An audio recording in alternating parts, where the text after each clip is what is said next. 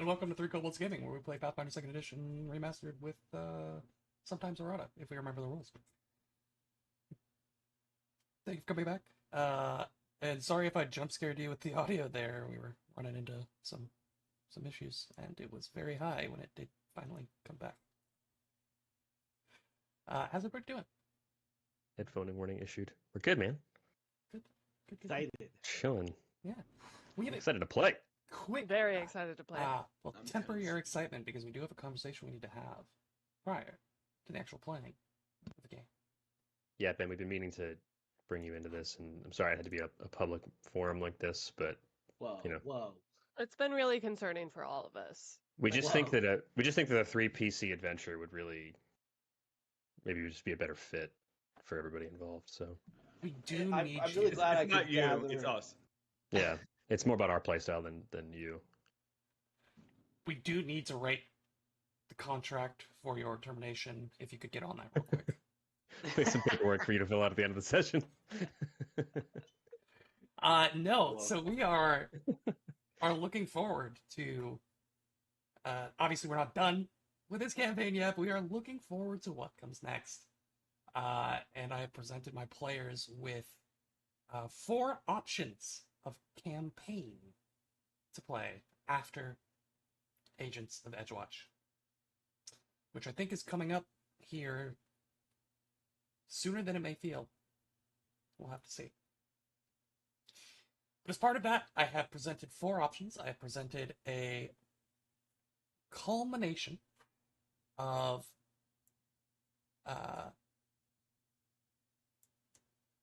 adventure paths. Some are individual, some are blends of multiple adventure paths. And basically what we'll be doing tonight is having the players talk a little bit about information that I presented to them just before this, and choosing one of the adventure paths to drop before we vote on the final. The 4 options are what I'm calling Veins of Mineral and Mold, which is a blend of Sky King's Tomb and Spore War, Myth Speaker, Sinner's Folly, which is a 3-part blend of Rusthenge, Seven Dooms for Sandpoint, and Revenge of the Rune Lords, and the final option is Seasons of Ghosts. Season of Ghost? Ghost? I think it's singular season. But there are 4 seasons and 4 books. Paizo, But get they're back to all me. the season of ghosts. I've presented a little background information on each of those to the players. That's us. I need you all to decide unanimously on one of those options to not go forward. We got a weakest link situation on our hands. I've got my vote. I'm ready. It's a Yeah, tough decision. I mean, I would like to Reluctant. Now you talk guys- about it a little bit. Now you guys have your Yes. decisions Yeah. so ready. Please like- talk. Yeah. I am not unmovable, but I have a pretty firm last place in my mind. Can you tell me what you're feeling? Yeah. I would knock off Mineral and Mold, personally. Wow. That's I am- not what I thought you'd say. I am not as excited about an all dwarf than all elf adventure. I fall into that con pretty specifically.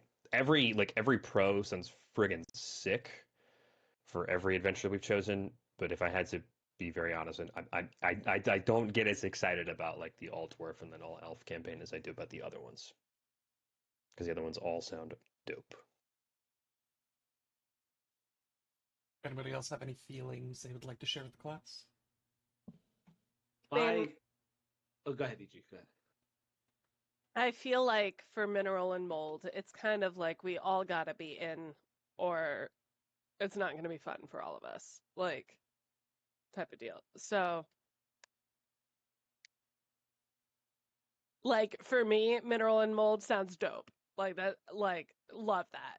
But it makes me less excited at the prospect of playing that one, that you're not as excited about it. If that To be makes sense. clear, and maybe this is maybe an assumption that I made that I shouldn't have. Every single one of these ideas makes me want to jump out of my skin with excitement. I'm so Okay. like psyched to play. I mean, I'd play Yahtzee with you guys every week for 4 hours if we really wanted to. Like, I would do whatever. So it's really like an embarrassment of riches, and that is my fourth place option of three other amazing options and a fourth one. Like, I was joking with Molly, like, how is the Lord of the Rings one the one I'm choosing fourth? Like, how is the Tolkienian inspired adventure the one that I'm least excited about? Like, everything is gonna be sick. Like, we're gonna have so much fun with regardless of whatever it is. I'm gonna be so friggin' dwarf, and then my character's gonna die in the final battle, and then I'm gonna bring in this elf who hates dwarves. Like, it's gonna be hilarious. Like, we're gonna figure it out. So it's if you're putting a gun to my head and saying pick one of these to knock off, it would be that. I one. am. Yeah. think it's over here. You can't see it. It's like right here. Yeah. my thoughts on that one are I am hyped as hell about Sky King's Tomb. I've heard such good things about it. I think dwarves are so underrepresented in like the greater Galarian. Hard agree. Like Hard agree. yeah. There's not enough dwarf content. And I don't know a lot about Spore War, truthfully. I don't really know a lot about it. I think that this is a cool sort of juxtaposition. So I'm excited about this one. I'm excited about this one. What's your last place, Ben? What's your final? The Rune Lord one. That's my last place one, I think. If we had to pick one today to vote, if we were voting, I would vote that one. I think that it would obviously be fun, similar to what you were saying, Jack. I'm not saying it's terrible. I'm just saying of the four, is I think the one I'm least excited about. Because maybe partially I played in your Rune Lords campaign for a little bit, so I feel like I've dipped my toe in the Lord thing a bit. I don't necessarily want to do that again so soon. I'm sure it would be amazing because it is this like overarching story culmination. But there are so many different things I want to do first before doing like a culminating story event. It's the one I'm least excited about. Dan, any thoughts, feelings, opinions? I'm excited for all of these. I wish we I could play know, all but- four at once. But I'm putting a gun to your head. All four at Ooh. once. Wait, we can figure that out, right? Rotating GM system. Which GM one It's is it? possible. Like 45-minute slots each. Yep. Yeah. 45-minute slots is Do 2 hilarious. minutes for commercial break. We play 4 hours of Pathfinder, but it's 1 hour of 4 different campaigns. None of us remember fucking anything from any of the Yeah. campaigns. Like, none of us have any idea what's going on in any of the adventures. I did something Oh my similar, God. where like I think 2 or 3 weeks ago, my two of the 3 games that I played hadn't played in multiple weeks and were in the middle of a dungeon. And I came back to both of them to prep and was like, I don't know what's going on. And one of them was this one. It's like, which guy were we fighting? Like, which combat am I prepping? Like, I open up a map and it's 4 PCs in a cave, and I open up another map and it's 4 PCs in a cave. Like, I don't know what's going on here. So trying to do that with 4 campaigns at the same time sounds like nightmare fuel. The sweat. Which Which one are you most excited about, Dan? Okay. If you're not least Season of excited about any of them. Ghost. Okay. Season of Ghost. Okay. Only because I love the horror theme, and I feel like I don't know how much left of this current campaign we have, but like it would be pretty fun if this was like started like around Halloween time. But Mhm. obviously that could be wishful thinking. But still, like I love like horror themed like campaigns. I've listened to a few podcasts similar to that, and they're just like the imagination that these campaigns have. It presents things that I could never really think of. It's exciting. Season of Ghosts is kind of giving me Yumi and the Nightmare Painter vibes, which makes me more Big excited time. about it. Mhm. One I Big haven't time. yet. It's on my shelf over there. But Big But- time, yeah. But otherwise, it's probably the one I'm least excited about. But I'm Oh. also still very excited about it. You know, like, what has you least excited about that one? there's no mythic, the low power. I am hungry for my mythic paths. You know, like, We do all have to come. I to terms want to with the fact play a god. We are a bunch of filthy power gamers, and that has always been true. Emily Yeah. Grace indeed yearns for the power fantasy. I I I And yearn there's for the nothing wrong with mines. that. There's nothing wrong with that. Yeah. It is just a But at the same time, like I feel like Season of Ghosts might be the like closest to Delta Green that I'll get for a while.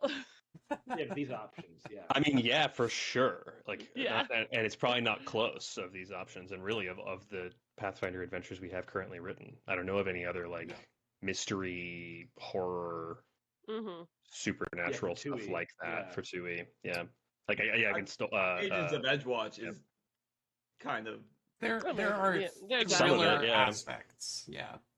Like the It's the one. It's Hunting Lodge 7, for instance. That was some like cosmic Dude. element horror shit. Yeah. That whole chapter still, I think about that. good.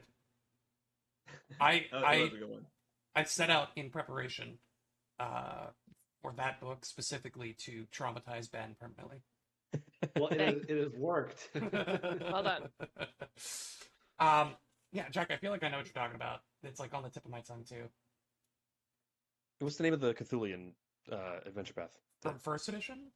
Yeah, from first Or, edition. That had the King in Yellow. Yeah, I can't pull it. I know what you're talking about. But I can't Christ. I know it's bugging me so bad. It's not stolen friggin' paths. It's that oh, I have to look it up. I'm annoyed. Sorry. Just Mask, Iron Gods, Giant Slayer, Hell's Rebels, Hell's Vengeance, Strange Aeons. Strange Strange Aeons. Aeons. Yeah. Stolen Fate is the Harrow one that they just put out Yes. for second edition. But I it think it's is- stolen out of my head. Stolen Fate is a spiritual successor. That one does have the same themes and vibes. So that one is another horror one. It did not make Heard the it's cut bad. because I've heard it's bad. it's not been well received. All right. I think the big thing as we're having these conversations, right? And this is across the internet in general, right? There are no bad adventure paths. There are adventure paths that require more work to get to the same level. But as always, adventure paths should serve as a skeleton more so than the full complete course, right? And how much of the adventure path you run directly can be credited to quote unquote how good it is. But all of these stories are done by professional writers who are handpicked by Paizo with lots of experience, and they are good stories. It's just your willingness to twist and tweak and bend to suit yourself and your table, and the amount that you need to do so for certain books of certain adventures that really sets apart your personal experience. And because they try to make so many different adventures of different styles and different themes for so many different players, like there are just going to be stuff that they want to try out and explore that isn't going to be received by a lot of the vocal members of the community. Where like a lot of the stuff I've heard about Stolen Fate is that it's another like teleport across the world kind of campaign, and those are generally poorly received because you never get invested in one location. You just get invested in like your party and like you're teleporting. And like the themes outside of it are not strong enough to kind of supersede that in most people's minds. But again, this is like Reddit commenters, so take that with a huge grain of salt also. And that's another thing. Like in all of the cons, I presented a pros and cons list for like the top, bullet points, top level bullet points to my players for each of the options I presented. And for all of them, there's a very clear bullet point where it's like, if you don't like this, you won't like this adventure path, right? Does that mean that the adventure path is bad? No. That just means it's a personal preference, right? And so I could be putting in, 100 hours a week into prepping and running a campaign, but if one of my players just doesn't vibe with the content, like, they're gonna have a bad time. And they're gonna go online, not saying that like you specifically, but they're gonna go online and complain about the adventure path, right? Like that's what happens in Pathfinder groups is somebody picks up an adventure path that deals with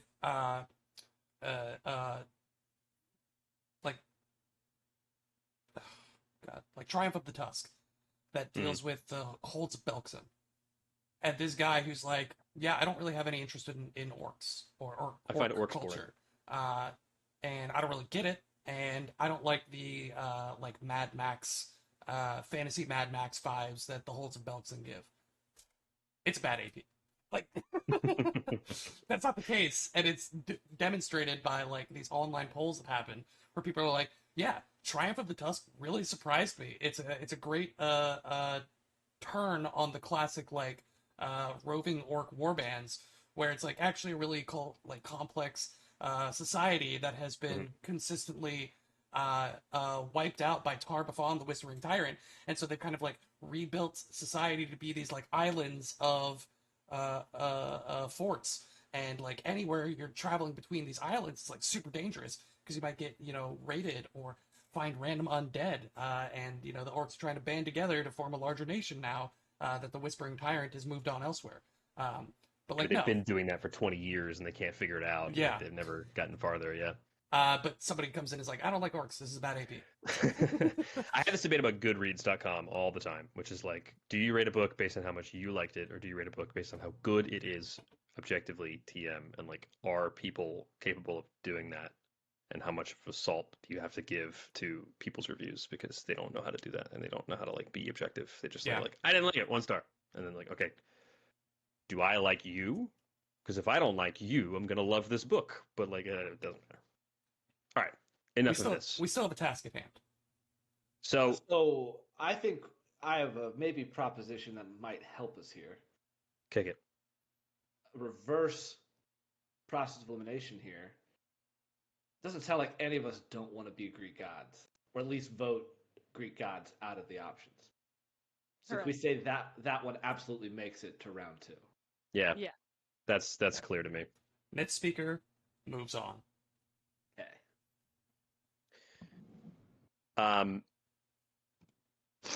I have a full power ranking here. I have my 4 kind of in order.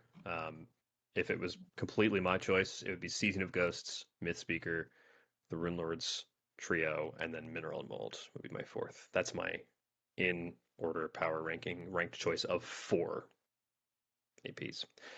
Ben, I got the impression that you're the same, except you'd flip the bottom 2. You'd flip Mineral and Mold to be 3rd and Rune Lords to be 4th.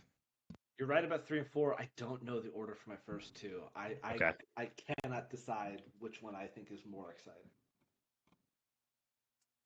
Sounds like we might have to do 2 rounds of ranked choice voting, which is not what I wanted to do, but that's okay.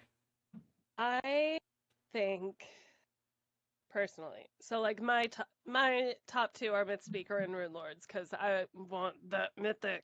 But like it doesn't sound to me like anybody is like gung ho about Mineral and Mold. I'm certainly not gung ho about it. It's my number 3, I think. So unless Dan is really vibing with it, I'm fine having that one be the one we cut. Dan? I see Dan kind of smiling. I believe that one's my 4th rank. Oh, You're then number hey, 4?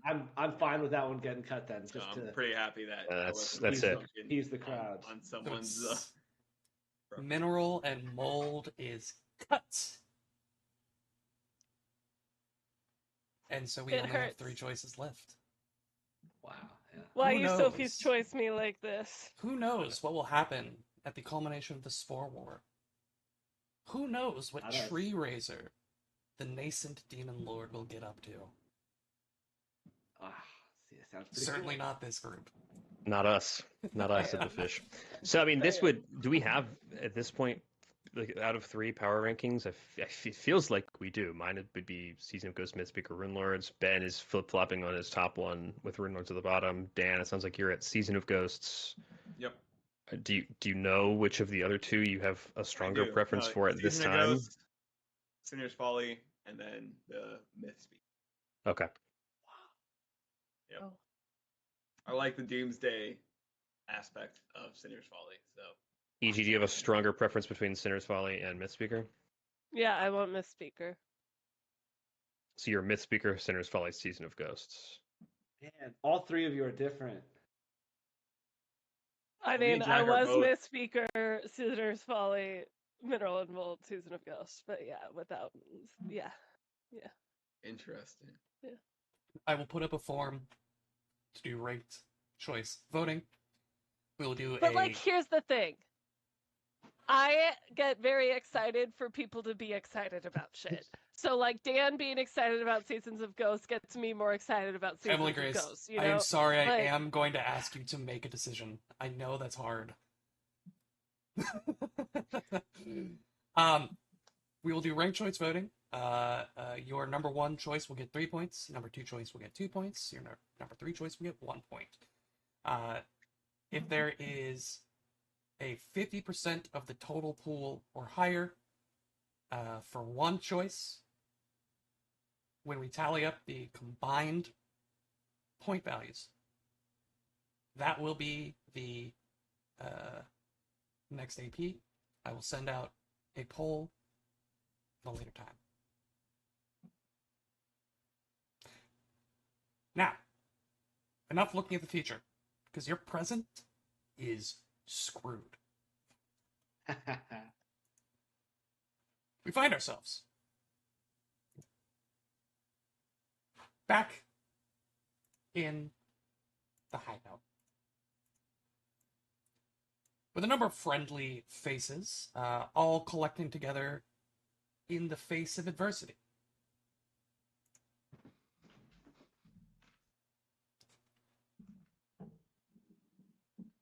What you are doing currently is finding out as much as you can about a certain radiant spark, an artifact that you now know was used in ages past to bind celestials and attempt to invade Absalom. Let's cover what you've learned so far. Karnas, the Angel Binder, brought this strange magical artifact with him to his siege of Absalom in the original Radiant Siege. He used it to bind angels as they literally carried his stone siege tower through the skies. Karnas was defeated, and the tower fell, partially submerging in the ground under what is now Fort Tempest, on the outskirts of the wall.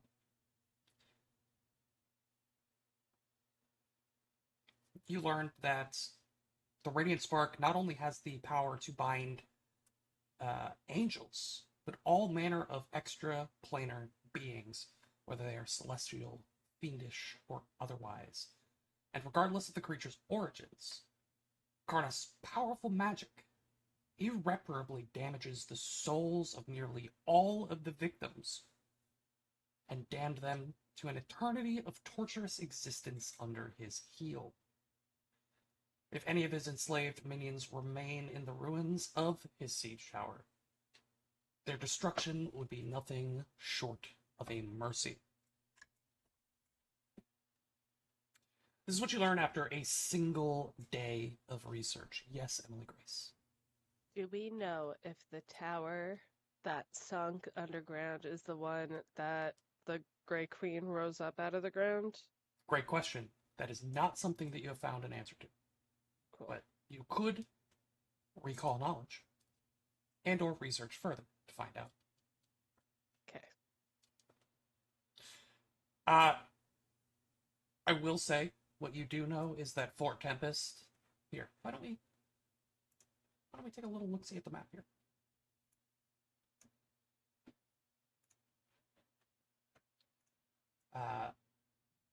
Fort Tempest is Aki. She raised the tower off of the bank of the Precipice Quarter over here. That's not to say that they aren't the same tower, but geographically does not appear to be that way at this point in time. I mean, know that the Cane of the Maelstrom's whole thing is like creation, like making stuff. Yeah. So another logical answer is she just made the tower that she rose out with the cane. Why? this might be a research question. Why is the device and tower that this guy was flying in with angels and demons and stuff in the corner along the ocean? Was he sailing it, or was that just he just was coming around? You saw this as a brief snippet in the Graveraker Yeah. Mhm. of Yeah. hundreds of angels chained to the tower, with it dragging inches off of the ground as he flew the tower towards Absalom. He did not make it. He So failed. that was just the on the direction he was coming outskirts. from. He failed on the outskirts of the city. Gotcha. Maybe it was because he chose a stupid direction to come from. Maybe it was because he really wanted a flying tower, and it didn't work out too well for him. Didn't happen. You have 4 locations. This is not an exhaustive list, but 4 locations from which you can research, up to and including the Arcana Miriam, the Foray Logos, the College of Mysteries, and the House of the Plains. There is a maximum number of research points that can be gained from each location, but you have not hit that maximum on any of them yet, and each location requires slightly different skill checks in order to research.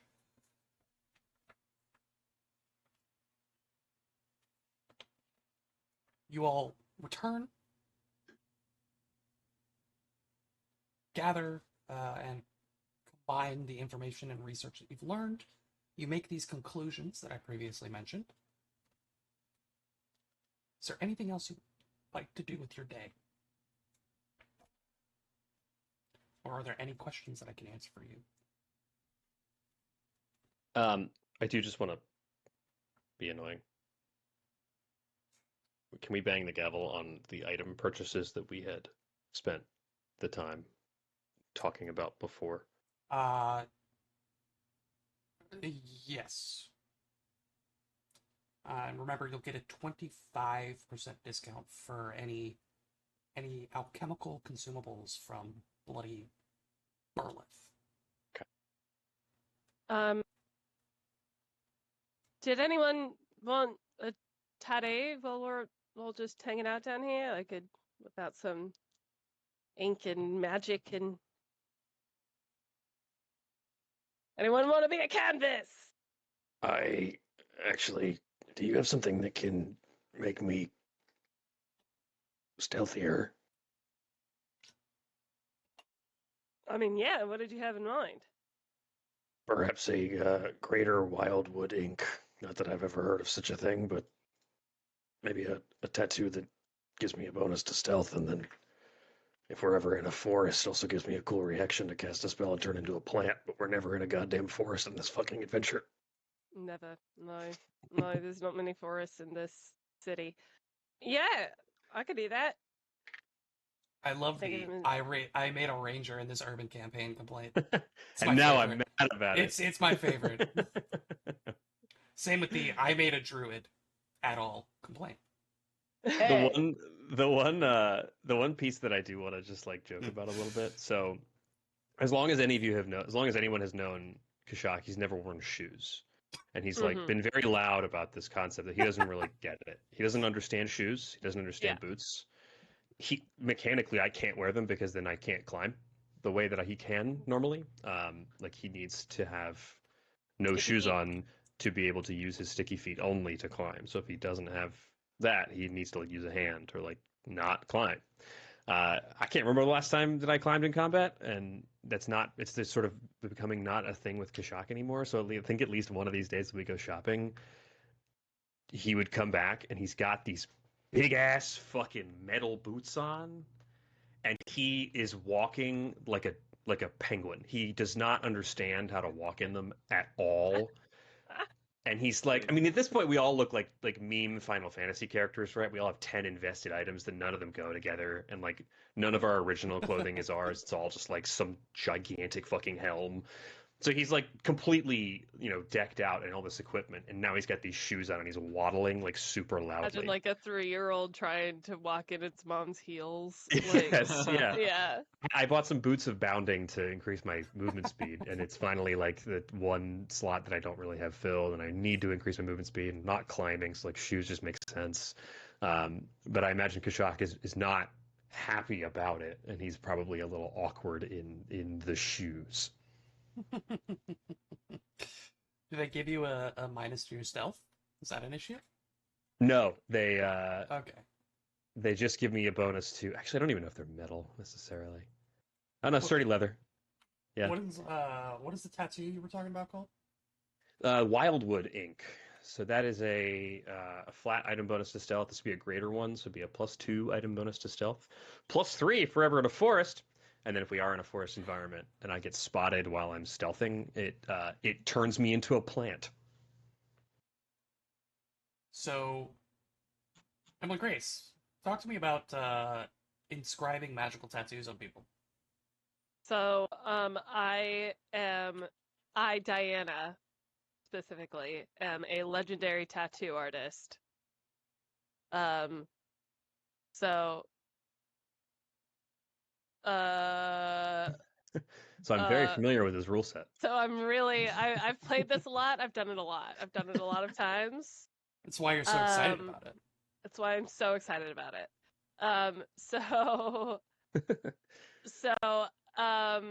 Crafting magical tattoos is a very intricate art that I will tell you about in just a moment. Crafting magical tattoos. This is great. I love this moment right here. Crafting a tattoo. Inking a magical tattoo onto a creature is much like etching a rune onto an item. The tattooist uses the craft activity, and the subject must be present through the process because you're tattooing them. And so like, I meet all of the craft requirements. You can't like actually take off the tattoo. So like it's a permanent investment. What do you mean Unless, I can't take it off? So it's like inked into your body forever. So unless you know some way to like laser it out of you, this is like a permanent investment. It's like those shoes, Kashak. Those are a permanent investment. Not Don't like joke the about shoes. the shoes. Not No, like you the can never shoes. You take can them take off. the shoes. Permanent. I really wouldn't listen to your friend on this one, actually. I'm not really at a place to be joking about the shoes just yet. This is a sensitive topic for me. Do you have the formula for the Wildwood tattoo? Yes. You do. Yes. Okay. Yeah, it would be Diana's idea. Kashak's never heard of this item. He just says, "Can you Sure, make me sure. stealthier and also every once in a while turn me into a plant?" And I'm She like, says, look, "I've got let me just the look thing." through my book really quick. Yeah, I got this one design that like, it's Okay. like snakes and branches all like together around the ankles and shit. Yeah. Yeah. Snakes and branches. Interesting. It's like branches and like vines and snakes all sort of together around the ankles. And how Makes familiar them are you stealthy. with tattooing scales? Considering I'm a legendary tattoo artist, I would say extremely familiar. I think that's a reasonable answer, actually. Thank you. So you attempt a crafting check after you spend 2 days of work setting up, or 1 day if you have the formula. The formula. If you The attempt, formula. so this will take 1 full day of downtime. I will let you split that up into 2 4-hour sessions. Nice. That's how you normally would do a tattoo. Yeah. Yeah. Split up into 2 4-hour sessions over the course of starting today and then finishing tomorrow, either before or after your research, because you are taking a full downtime action to do that research. But there's obviously more hours in the day, right? You get home, and then Kashak relaxes while he gets stabbed repeatedly by Diana. what you will need to do is provide 50% of the cost up front. All right. I mean, Uh, it's on our sheet. I'll pay for it. And then at the end of tomorrow's 4-hour session, you'll roll a check to determine the outcome. Okay. On a critical failure, you will fail to complete the item and ruin 10% of the raw materials you spent. You can salvage the rest, but you can try again. On a failure, you fail to complete the item, but you can salvage the raw materials you supplied for their full value. If you want to try again, you must start over. On a success, the attempt is successful. And each additional day, so you could spend additional days after succeeding, each additional day spent crafting reduces the materials needed to complete the item by an amount based on your level and your proficiency rank. So you could spend these 2 4-hour sessions and then roll a success, and then on a success you could choose to spend additional sessions to reduce the overall cost. Oh, hell yeah. The minimum is always going to be that 50% that you spend up front. And the amount that you reduce it per downtime activity is based on the earned income table. So at your level, with legendary expertise, you'd be looking at reducing it by 90 gold down to per day, per downtime activity, down to the minimum of 50% of the total value. Well, so this is a 10th level item. Is the task Correct. level the item or the crafter? It's the crafter's proficiency level and item, level and proficiency. So it's a DC 38 check. That's Or not the no? DC of the check. That's just how much it's reduced by per additional day. Okay. The DC of the check is requisite to the level. Okay. I mean, yeah, if we can save some strap, that'd be excellent. Okay, so hold on. One other thing about like being such a good tattoo artist is that like my tattoos are better than just like the average magical tattoo. So like since this is just a level 10 tattoo, I can actually make your bonuses better than this says. Whenever I craft a magical tattoo whose level is at least 3 lower than my level, increase all attack roll and DC values of the tattoo's activated abilities by 1, and increase all resistances granted by the tattoo by 1. Does that mean that none of that applies? that doesn't? Damn! Not on this one. Yeah, sorry. Anybody else want a tattoo? Preferably one that has attack rolls or resistances. Or activated abilities? Weaver is good. Weaver doesn't agree with tattoos. It's Weaver's religion. All right. Shit, So you maybe begin- Twinkletoes will get another tattoo. You begin your first 4-hour session. Is there anything anybody else is doing for heading to bed? Yeah, Fearon's got some shit that's changed in his life recently that he's sort of got to deal with. He's got a second familiar, first of all, that may have It's true. the reincarnated soul of his previous lover in it. May or may not. Who knows? Who's to say? Who's to say? I think he's like just spending some time like trying to get to know this bird. It's a psychopump, so it's not really just a bird, and that's weird for Fearon. So I think he's just spending some time with that, and he also keeps like flipping in his hand this bone that he got. And he keeps hearing what was it? Was she the Justicar? Was that? Is that right? You're welcome to roll a recall knowledge. We just knew her as the mysterious woman.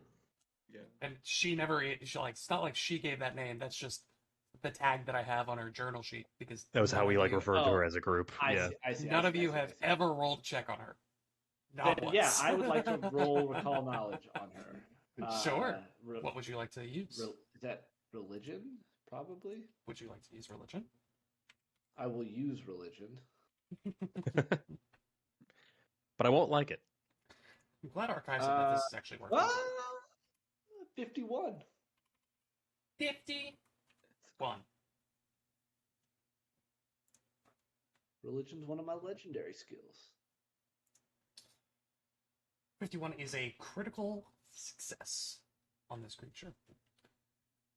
She's what is known as a Morigna,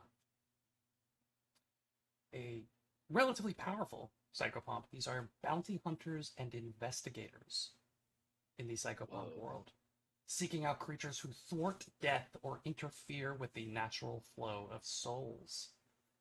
Morignas dress in flowing spider silks and wear masks reminiscent of webs as they consider patient and watchful spiders to be their spiritual kin. I can tell you a little bit more about psychopomps in general, with that role.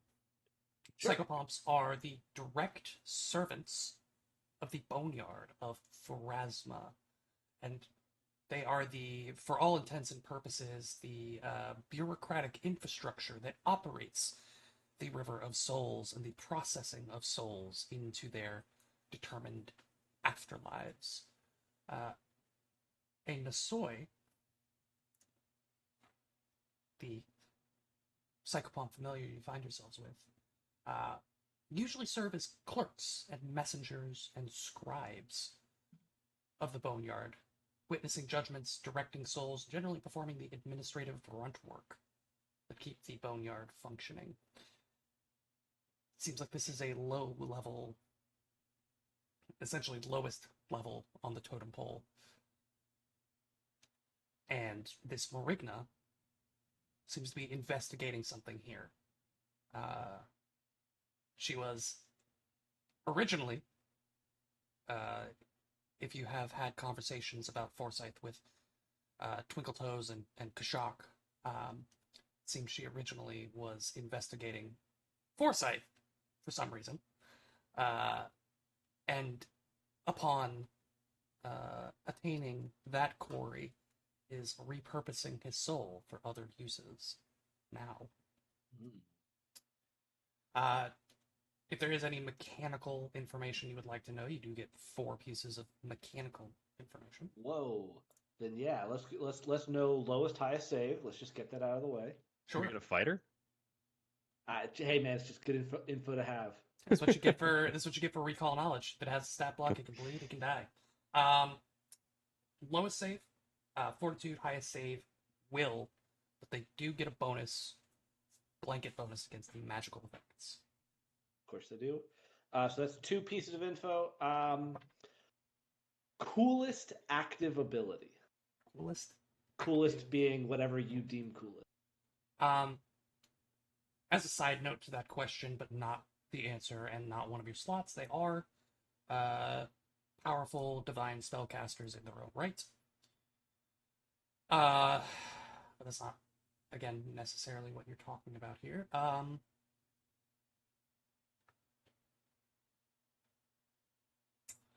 They can summon varying levels of spiders as minions in combat. Okay. Okay. Yeah. They have. Do they have any immunities? Any immunities? Yes. They are immune to death effects and disease. Makes sense. Cool. Okay.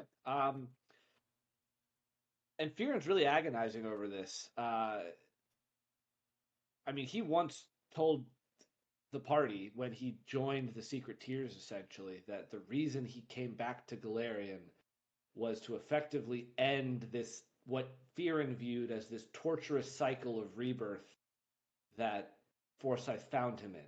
Effectively to kill Forsyth permanently, to stop him being reborn, and what Fearon thought was this like terrible cycle. And now he's like been given this familiar, and he like doesn't know what to do with it. He, like doesn't know what to do about that. And I think he's just sitting there, and he's like hearing these conversations about tattoos. He's hearing Oski sort of jab about Kashak's new boots. And I think it's all just sort of like nonsense to him in this moment, and he just snaps the bone. There is a brief moment, just for fear,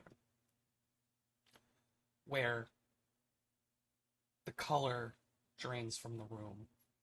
And as you look in the corner, you just see, like, the shadows in the corner of the room begin to undulate, as if hundreds of crawling insects were pooling in the corners. Those shadowy congregations begin to mesh together to gather into a single point somewhere close to you. Where are you right now? We'll say, like, kind of under the table next to you. And the shadows move out to the floor proper, and almost in a reverse of what you saw during the fight, these piles of writhing spiders begin to form up into the shape of a humanoid figure, and then fall away, wisping out into smoke, leaving the form of this woman. And for everyone else, you're all talking, working on tattoos, looking over information, and you feel the temperature drop a little bit in the room. And maybe you get that, like, natural lull in conversation, you know, when multiple different conversations are happening at the same time and everybody stops talking kind of at the same time, and in that pause, you notice another presence. And she looks at you and says, "Ah, I was wondering if you would use the collarbone or not." Oh, the collarbone? Is that... I did think it was funny. Oh, God. Oh, what a... Oh. Oh, God. Okay. Fearon's just shaking his head. Are you not a fan of bone-related humor? Oh, it's very well done. We have entire open mic nights in the Boneyard related specifically. I can't wait to maybe bone go to humor. those one day. Don't you have a funny bone? Oh no! Oh God! Yes, Fearon. You must have questions. Hopefully I can provide answers. What did you give me? What I gave you is not an object. It is not a what. It is a who. That creature, this Nosoi, is the reincarnated soul of Dr. Forsyth. Or the man you knew as Dr. Forsyth. And I think Fearon was, like, afraid of that answer. And so, like, the color drains from his face a little bit as, like, that sinks in. Why? Why is that creature the reincarnated soul of Dr. Forsyth? Or why did I give it to you? Both.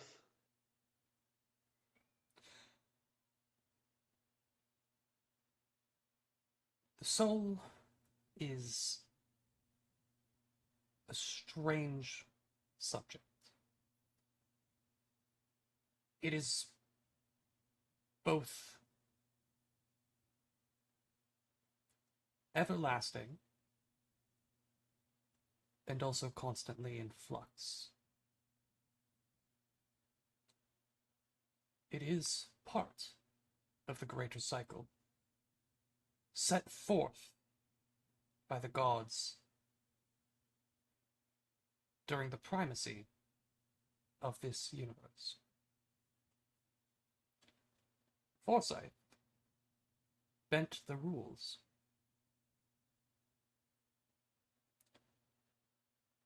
I am still investigating how he managed to do this. But the important part is that he has been returned to the Great Cycle, and for his trespass, is now tasked with aiding its continuation.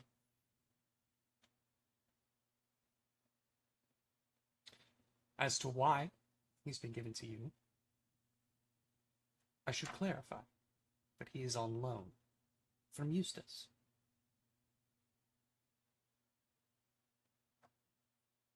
See, the Grave Lady has many plans for Eustace, for Forsyth, and otherwise. But the recent escapades of your Grey friend have necessitated an expedition in the execution of these plans. And due to the inexperience of one young Eustace, a temporary guardian was needed to improve the odds that this soul survives its current task.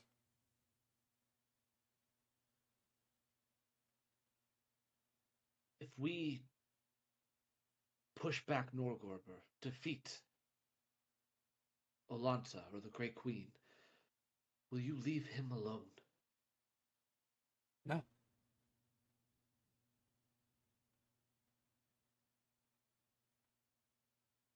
What will happen then? He will be returned to Eustace to continue in the cycle in its proper place.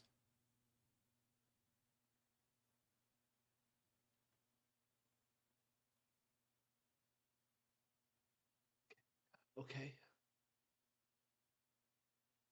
What happens from there is up to Eustace,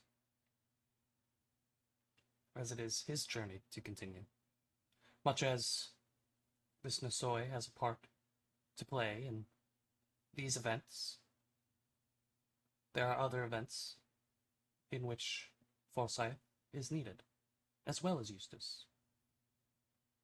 But how those play out is up to them. But again, this is pressing in this moment.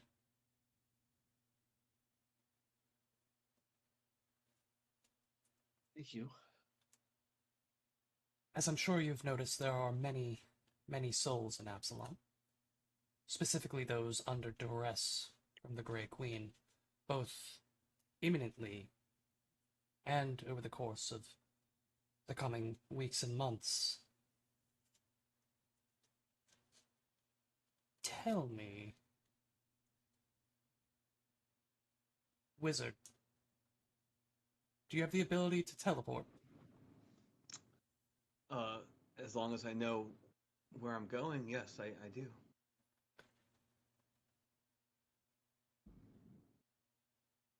Pick somewhere in range and try to teleport there.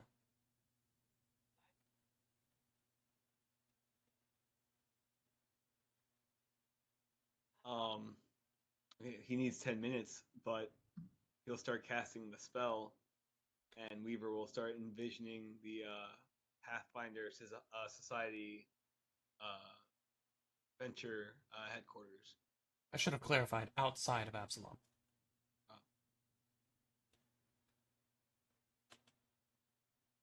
Weaver's like, shit, I don't know anywhere No, outside. Weaver, yeah, Weaver sheepishly I've like never looks at the left. ground, and like he starts kicking the rocks, like or whatever pebbles are on the ground. He's like, I know I work for the Pathfinder Society, but I'm more of a A pencil pusher. librarian.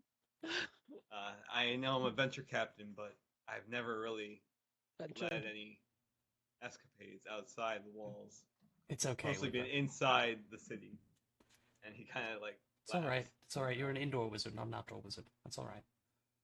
I could take us to the plane of fire, but I don't know how useful that's going to be. I merely wanted to set an example because Absalom, magically speaking, is no longer on Galarian. What the fuck? What? Can Weaver roll like a recall knowledge on what she means by that exactly? Obviously. Did I roll a sense motive on that? Sure. Perception and Arcana.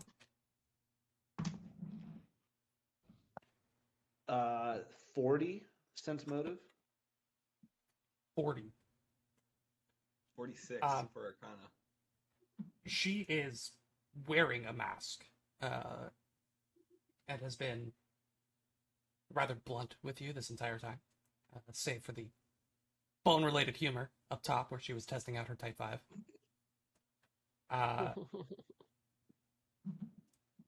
For all intents and purposes, you don't detect any difference from what she's told you previously to what she's telling you now. What was your total on the Arcana? 46. 46.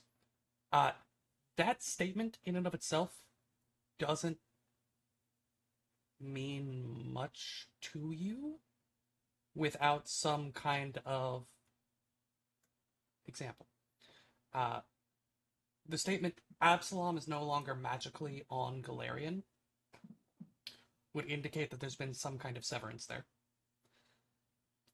Usually planarly related. Right. I guess if we were recalling after the whole Great Queen announcement, was there any shift in the outside world that he may have not noticed immediately, but now that he's recalling, now that he's thinking about it more? The only thing that you're picking up, remembering off the top of your head, was a statement that Winsel made.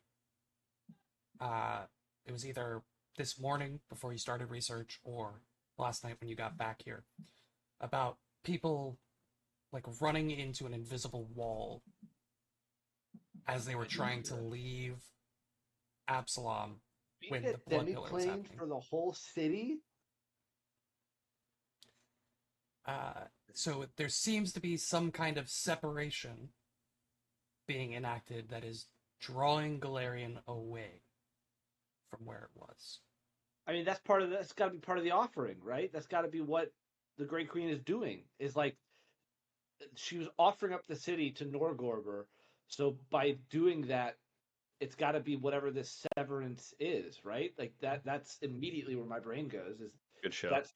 That's the ultimate goal. Is giving literally literal excising the city. Yeah, the literal entire city. And I would like to award a very, very long time coming hero point to Ben, who long time coming, who called the end goal of the Twilight Four stealing literally the city of Absalom back during the Hunting Lodge 7 arc.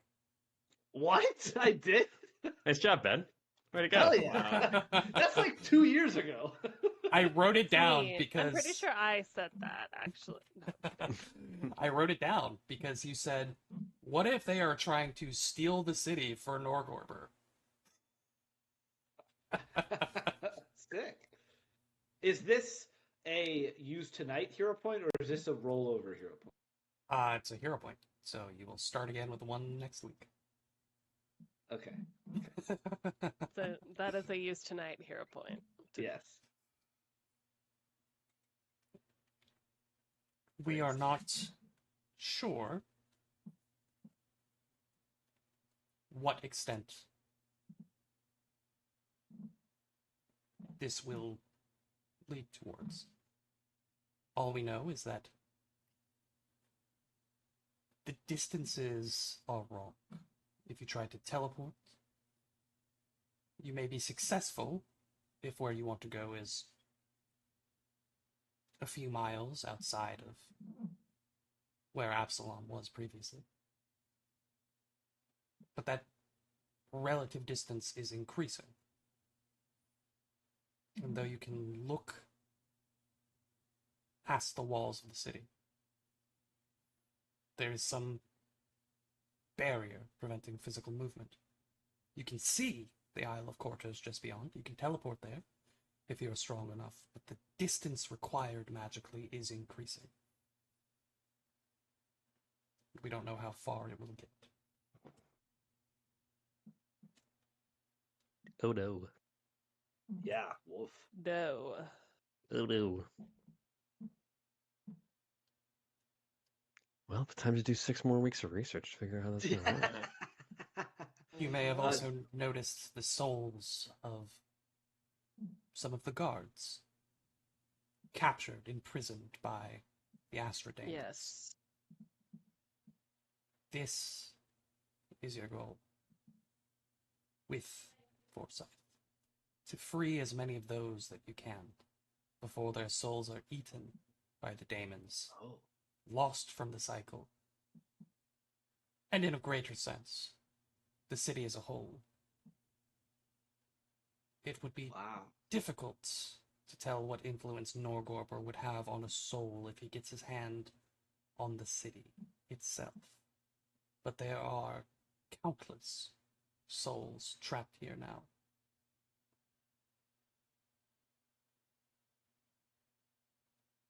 And so I will offer you this. Free more souls, and Pharasma will grant you more of her gifts. On loan. To aid Forsyth in his journey. And hopefully aid you in this accomplishment.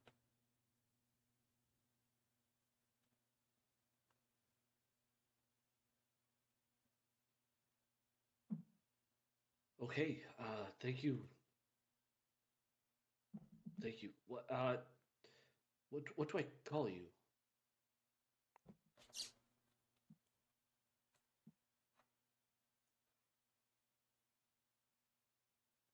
It's a great question.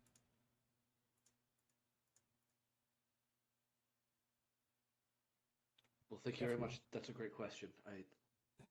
Uh, That so much.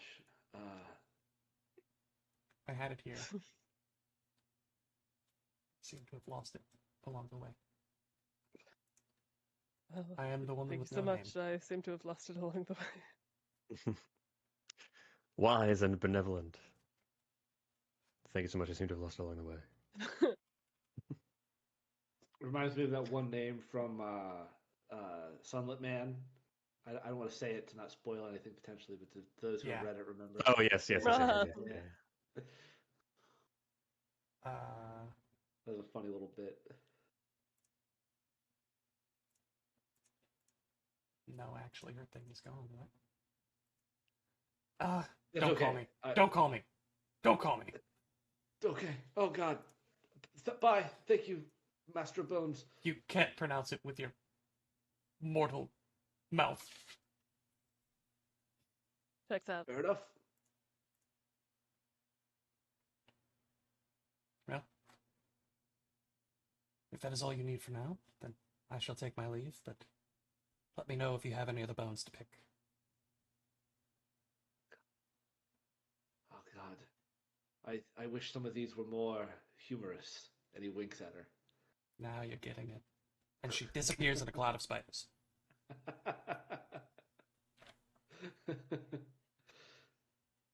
You good, Jack? Yeah. That one was a little too on the nose for you. Humorous. This guy would make a killing in the boneyard.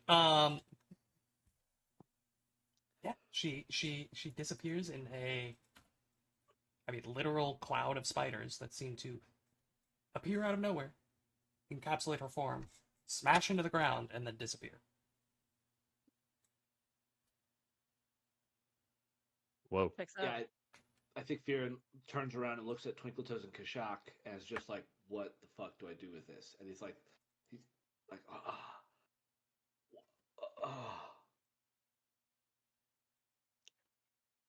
Sorry, what the fuck just happened?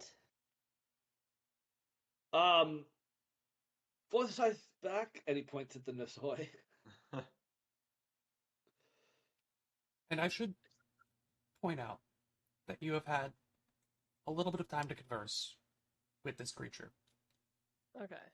It bears no resemblance to Dr. Forsyth whatsoever. Yeah, it's not him. No memories of any of your interactions. It has an entirely It different is a personality. soul, but yeah. It is a different sentience, but it is the same soul. Is that how this works? Is it a different creature now?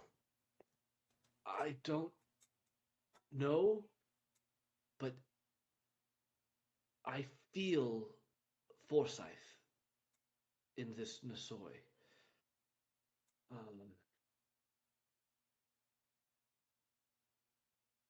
Isn't your other tattoo also kind of Dr. Forsyth? That's more of a representation. I named my plant familiar Veers as a Xavier. It's a nickname I used to call him. It's just. But it looks like him when you use it before. Did Forsyth look like a rose? Kashak just looks into the distance. And the tattoos of a rose, but like, And Forsyth gets really embarrassed and is like, those were moments maybe were meant just for me that you saw then. It does have the master form familiar trait, which I can sort of turn it into a human, and when I get sad, I didn't see anything if that helps. no, it's just nice to have an old friend back sometimes. oh, that's not what I thought you meant. No, God, Twinkletoes, what? Sorry. Look, we were all thinking it. It's fine. I didn't see anything. There was nothing to see. Everything was PG. Sure. That you know of, at least. I'm sure this is complicated, but if this creature is not in resemblance to Dr. Forsyth Xavier at all, then I suppose nothing has changed for you, Viren. He's still gone, and this is a new companion. Yeah, I need to sit with this for a while. I don't truly know how to feel about this right now, especially knowing that after we defeat the Grey Queen, that thing is just going to come back and take Forsyth from me again. I don't know. My point is that that isn't what will happen, because this isn't Forsyth. I'm sorry, but I might encourage you not to become too attached.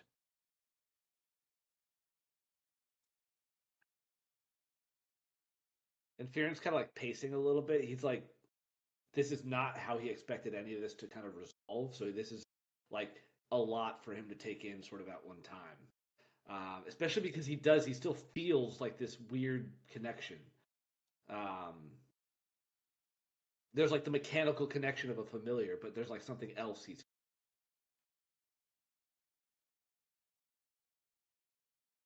I hope you're right, Kashak, but I'm worried you're not.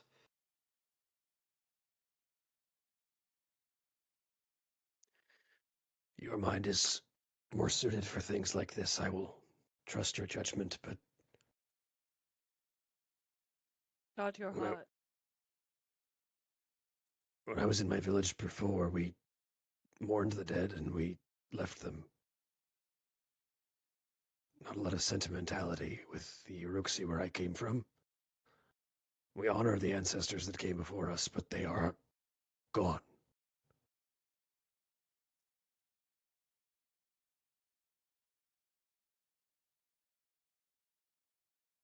As this conversation splits off, people's minds turn away from the strange woman that had entered the space. They get back to tattooing, to looking through notes, to discussing various crafting methodologies. Between Burlith, Oski, and Diana, there's like Three of them become the best friends you've ever exceptionally seen. high level of magical crafting knowledge in this room.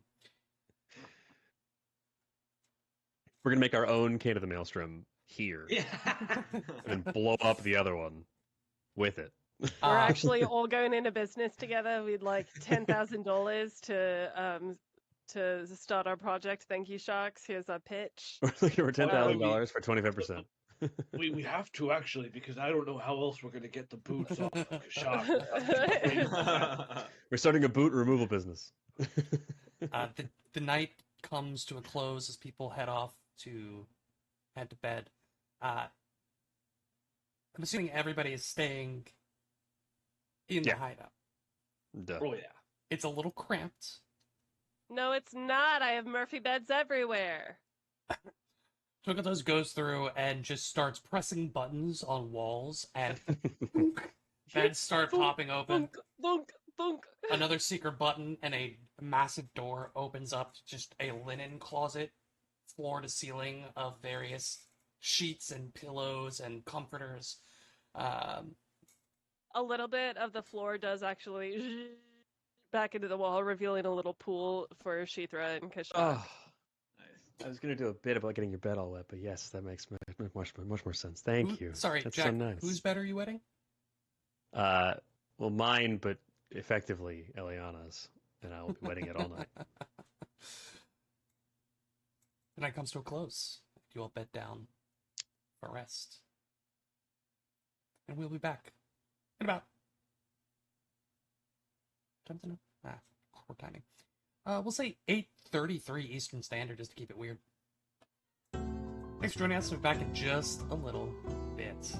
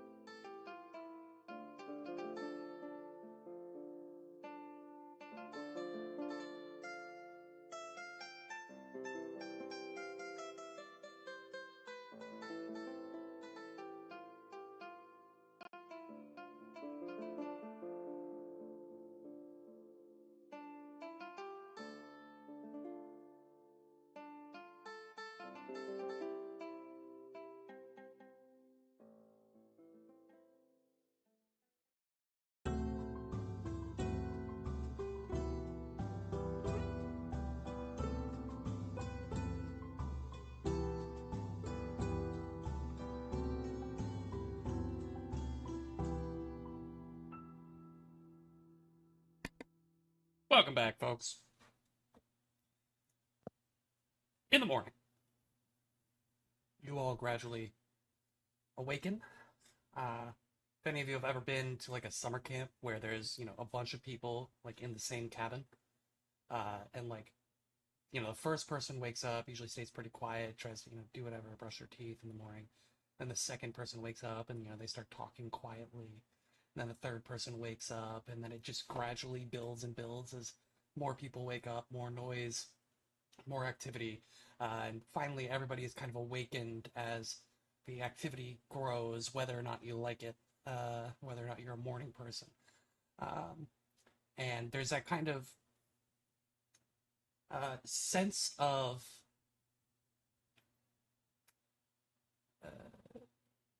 almost anxiety that kind of hangs over everybody's actions as you get ready in the morning. You're hiding away in a city under siege, essentially, in this safe house, and your morning routine just has that edge to it. Starborn comes up to what's a good combo? What's a good combo? I like Diana and Weaver. I pulls you two to the side. I was able to confirm a bit of what the woman was saying yesterday.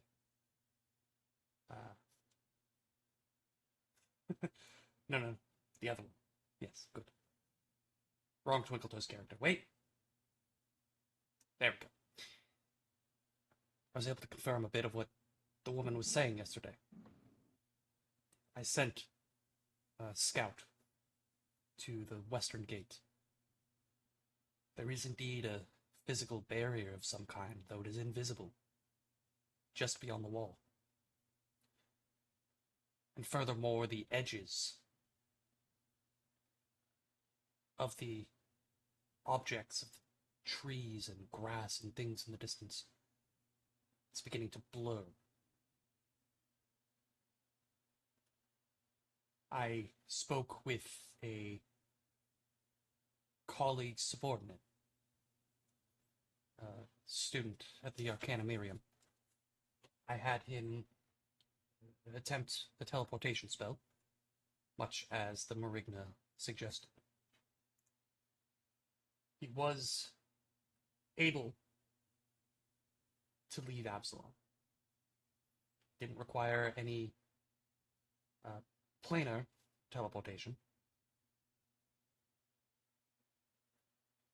But he said the distances were wrong. I told him to teleport to a well-known way stop about 5 miles east of here, along one of the major trade routes.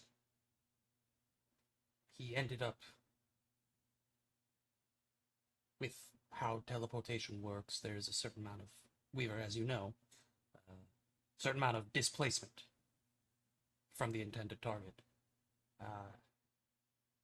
He ended up about 10 miles north of the intended target, which is far greater a displacement for such a short teleportation. He was able to get back with a second spell. But again, when he did so, he was aiming for the Arcanumerium, and he ended up in the Precipice Quarter. Again, a major distortion in how these spells should be working. With this information, we could potentially keep tabs on the progression, but I'd be wary to send any of our spellcasters out after too long an amount of time, as we may need additional people here to protect against the daemons. Worried as to the progression. One thing is certain, though. Fort that this tower is presumably under Fort Tempest is well within the barrier. So anything that might be under it, hopefully the barrier doesn't extend too far below, but anything that might be under it still there should be accessible without too much trouble. The way I see it, you have two options. You could try to dig physically under Fort Tempest. I have no idea how long that would take. We don't know how deep it is. I only know of Karnas by name, simply due to a cursory historical knowledge. I didn't realize that Fort Tempest had been built over the tower's ruins. Conversely, you could attempt to teleport, though there could be other complications with that, as you would likely end up inside of a wall and be shunted into the open space of whatever ruins might be below. You could gain more information and potentially increase your odds of success, though. Just wanted to pass that information along.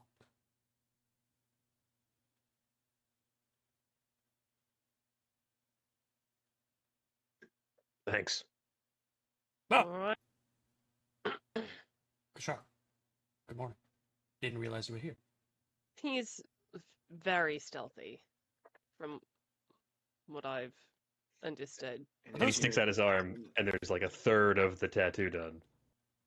And Are he's those like, "It's because of magical this?" magical boots that make you Oh, crouch and he there? runs away. We'll get back to it later. So, your morning preparations, as they would normally be, and he's prepared spells, you are fully leveled up. Fully leveled up. Boom. Team! I Did hope we talk don't about find that? anything. My Did we talk lucky about number that? is a 19. Why don't we talk about a little level 19 for the boys? Let's talk about a level 19. I've been edging this entire Oh! time. That's a Same. Oh my that's a god. gender neutral the boys, by the way. It's the Can boys I- like the show, where Yeah. they're all the boys. Can I start with Diana? You absolutely can start with Diana.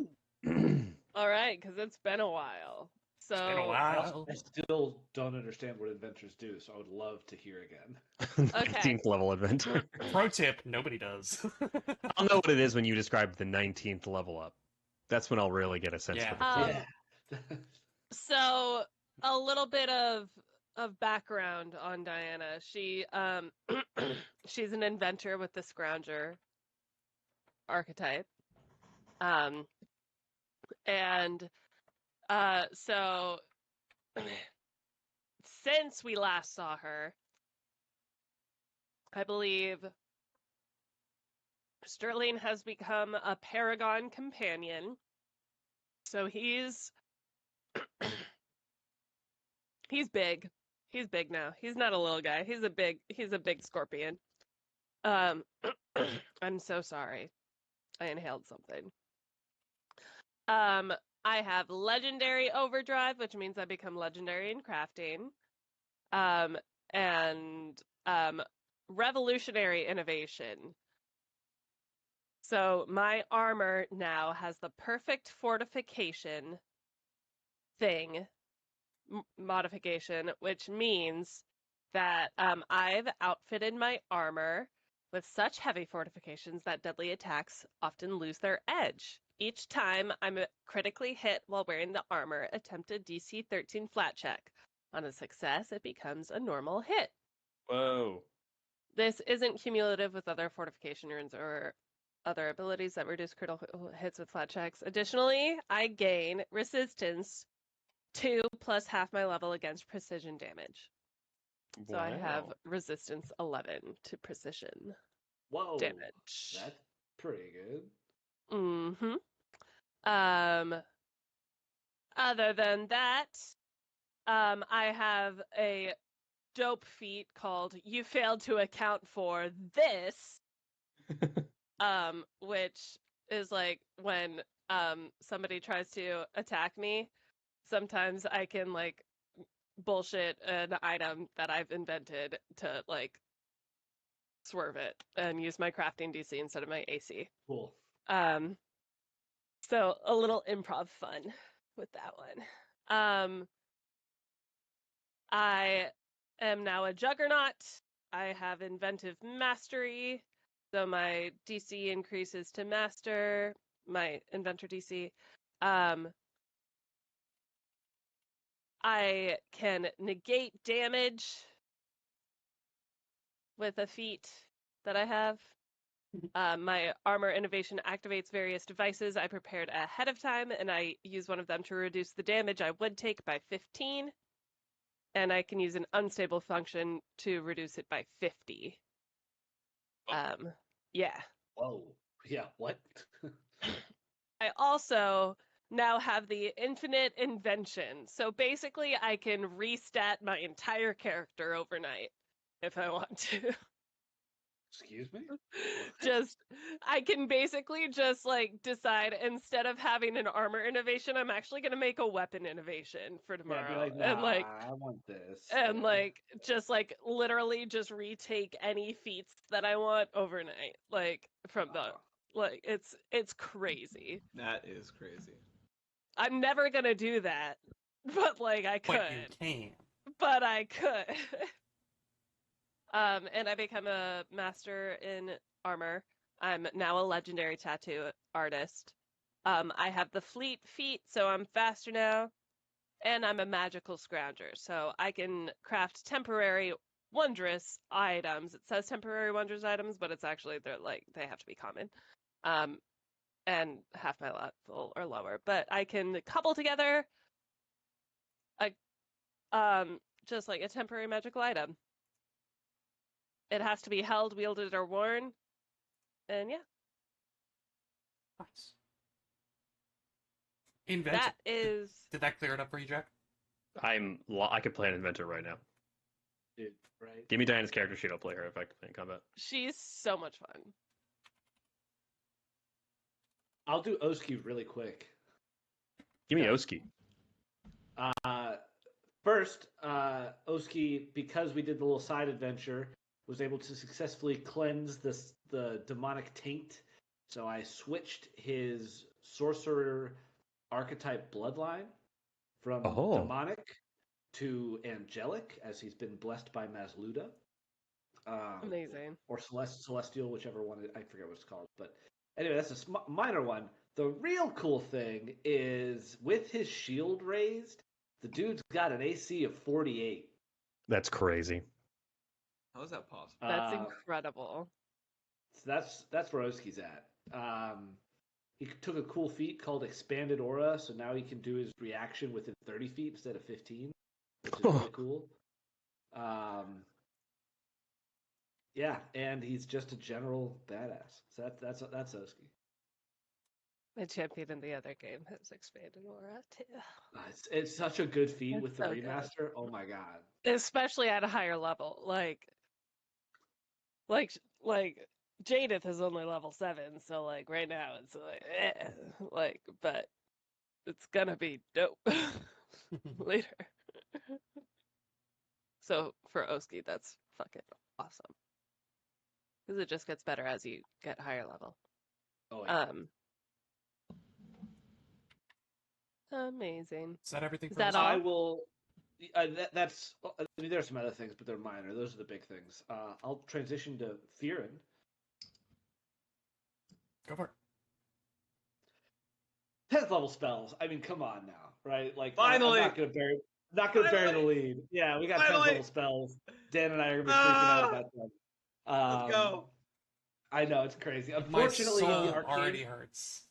the arcane list is going to be so much better than the primal list for this campaign, but they're still awesome. I They're only so looked at cool. Arcane so far. A lot of the primal ones are like you cover like 1,000 feet of natural terrain with this effect. Like, okay, well, Difficult Blow terrain up an for entire 1,000 feet. 6-mile battlefield. yeah.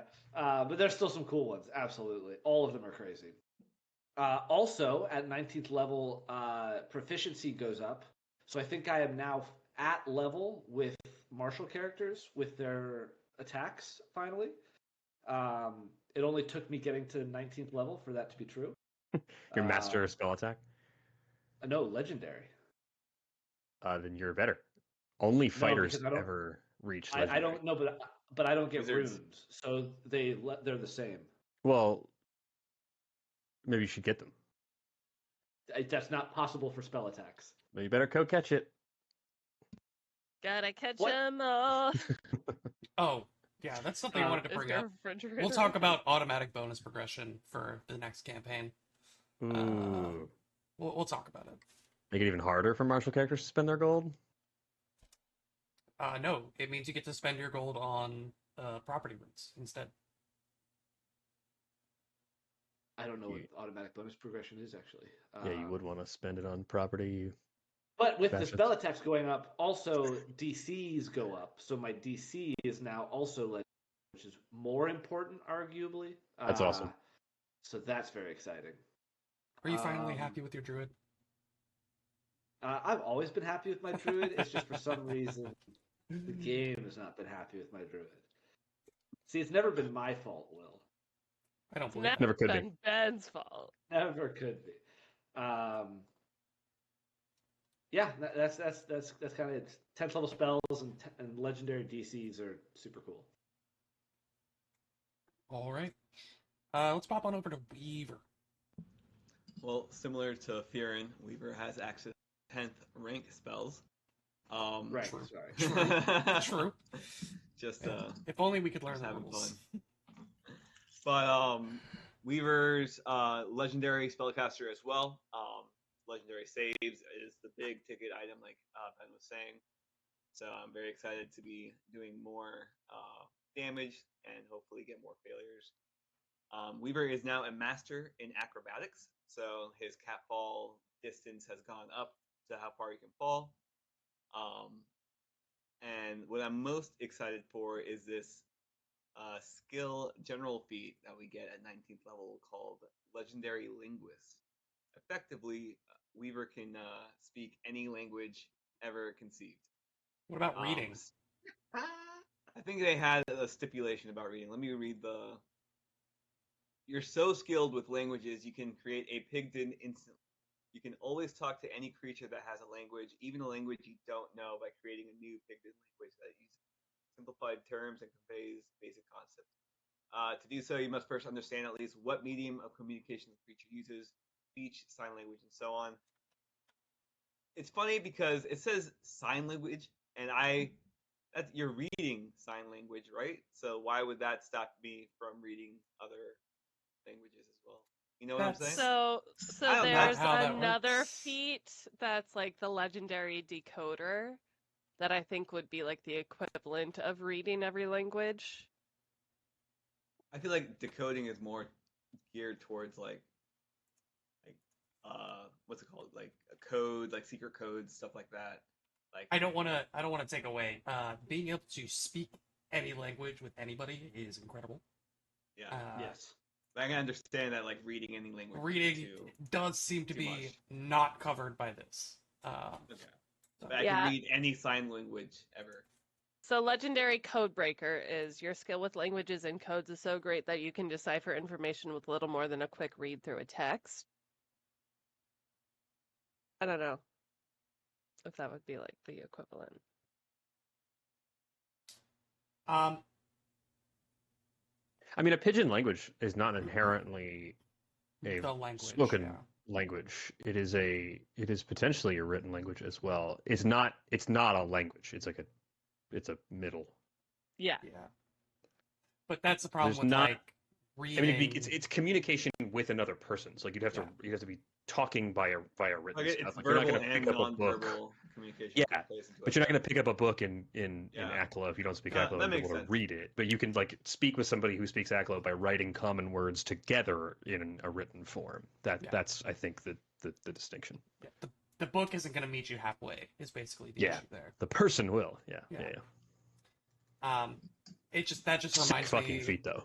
Like that's Yeah. awesome. Yeah. It's one of the most broken feats. I feel. That's crazy. It reminds me of the scene from Atlantis when they meet up for the first time Parlez-vous français? and they like Yes, work yes. through languages closer and closer until they get it. That's kind of what it reminds me of, and that's a really great scene. So that's really cool. Amazing. Is that everything for Weaver? Yes, that is everything for our wizard. All right. I did forget, I guess, about my general feat I took because I really struggled with this one since Fearin has all of like the like stock ones for general feats. I took the one called Robust Health, which I think will come in handy. Oh, that feat is crazy. Yeah, it gives me health when I use either treat wounds or battle medicine on someone, and it also lowers the cooldown on battle medicine for me specifically. So like doing it on myself. This feels so good.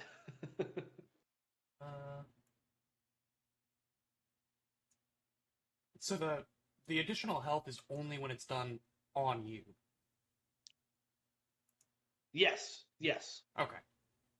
But the cooldown is like so much But- lower on yeah, you. it's- The cooldown 1 thing hour is instead of 1 honestly day. The reason, Yeah. the It's reason so to do that is It's a third It's level just- feat that's so insane. Like Yeah. yeah. that's so crazy.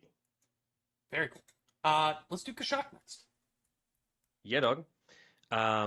My general feat that I took is called True Perception. And essentially, I am constantly under the effects of a 6th rank True Sight spell, which uses my perception modifier to counteract any illusions, morphs, or polymorph effects in the area that I am looking around in, but only for the purpose of determining whether I see through it. So essentially, you will not be getting any illusions or polymorphs off in my presence for the rest of Take time. that, Will. On the bright Um, side, if somebody does get turned into a naked mole rat in front of your eyes, you'll know it's a polymorph. I'll know. I'll be like, hey, that's not a mole rat. That's a Hoondan. So that was pretty cool. It's pretty cool. It's a 19th level general feat. You need to be legendary in perception to take it. And my eyes are just Very cool. so good. They're literally magic. I increased my intimidation to legendary proficiency, which is pretty sweet, and also affects my battle cry general feat. So because I am now legendary, I can use a reaction to demoralize whenever I critically succeed an attack roll, Ooh. which is pretty dope. Pretty Very cool cool. overall. I got mastery proficiency in armor, so my AC went up to 42 as opposed to just the 40 it would have been at normally. And the two cool things for Ranger specifically, my Hunter's Edge precision damage is now at 3d8 precision. The Masterful Hunter upgrade being that if I hit a creature a second time in a round, it's 2d8. And if I hit a third time, it's 1d8. So I now deal precision damage on all 3 potential hits in a round. I don't remember the last time I've ever hit a creature 3 times, but that's But you could. life. And probably the coolest thing that I have been waiting for a million years is that I can use Hunt Prey as a free action if it is the first action of any of my turns. And that is one of the strongest quality of life increases for any class I have ever seen in my entire No life. kidding. That is Wow. so big. It's crazy. It's behind level 19, but like that's We got there. a complete game changer. Like that changes my entire attack rotation. It changes every single tactic that I can take with it because all I have to do is snap my neck to the next creature and I'm already locked the fuck in. Like I don't have to necessarily stealth in to get the hunt action before the combat starts. I don't have to worry about target selection. I don't have to worry about choosing which particular creature I'm going to be hunting for strategy purposes because it's just any time I want to start a turn, I can pick a new hunted creature and it's all Gucci. So Incredible. that's incredible. Incredible. That'll round us out with Twinkle Toes after you. So Twinkle Toes is now a master in thievery. Was only, I The guess, little trained thief. in them before. Expert. If you're Oh in no, that I'm legendary in thievery now. Sorry, Hey. that's my bad. I had not actually plugged in the legendary part yet because I had long rest. I also have eternal confidence, guys. Guys, What? eternal confidence. Only now? So when I strike as part of a finisher or opportune riposte, I can give the strike the failure effect from the confident finisher, Oh. including the increase from the precise finisher. So I had taken the precise Whoa. finisher, which is for the confident finisher, instead of half of my precise strike damage, I do all of it on So the now- confident finisher. So now whenever I miss on a finisher, I do all of my precision damage. So. That's sick. And Wow. because of Holy. that, I am always doing damage from a finisher, so I can always parry and riposte if I parry. Oh, wow, yeah. Wait, say that again? So my parry and riposte feat is if I do damage with the finisher and I am parrying, then if they miss on a hit against me, I can riposte. Okay. Not Oh if they yeah. critically miss. It's just if they miss. Oh my god. But with Eternal Confidence, even if I miss my Even finishers, if you miss, you still as deal long damage. as they're not immune to precision, I still deal Yeah. damage. Oh, And man. so Yeah. I can always parry and riposte if they miss against me. Yes, you just decide to use those 2 actions or 3 actions to finish and parry, and then you can use your reaction. That's super cool. Yeah. That's a good synergy. Yeah. I What mean, is your total precision damage? Is it certain D6s? I believe it's 66. You're doing 66 on a miss? Yeah. Huh? Yeah, 66. Swashbuckler is such a strong class. I deal 5d6 plus 8 on a hit. plus 3d8 What? or 2d8 or 1d8 now. Huh? That's awesome. That's freaking sick. Thank you. Glass cannon melee class, everybody. Yeah. Yeah, real glass cannon over here. Yeah. She can't be stopped. Incredible. So, Wait, did I say that? I also took the additional lore general feat. wh- For what? So What- I am what- now what's your lore? legendary in angel lore. Ah. Nice. That was smart for Angel somebody to lore. do. Yes, that So- that was smart. you took one for the team there, huh? That was Yep. a smart thing for somebody to do. Well, just because his name was last name Angelbinder, you think you just take First lore name Angel? greatest. What a heads up play right there. 4 locations: Arcana Miriam, Foray Logos, College of Mysteries, and House of the Plains. Those are not an exhaustive list. If you think there should be somewhere else that you could do this research, let's talk about it. But those are the 4 places you've gone so far. As a Do reminder, you know of any other places that this could work out? there's one place that I'm thinking of in my head that I am surprised has not come up yet. What?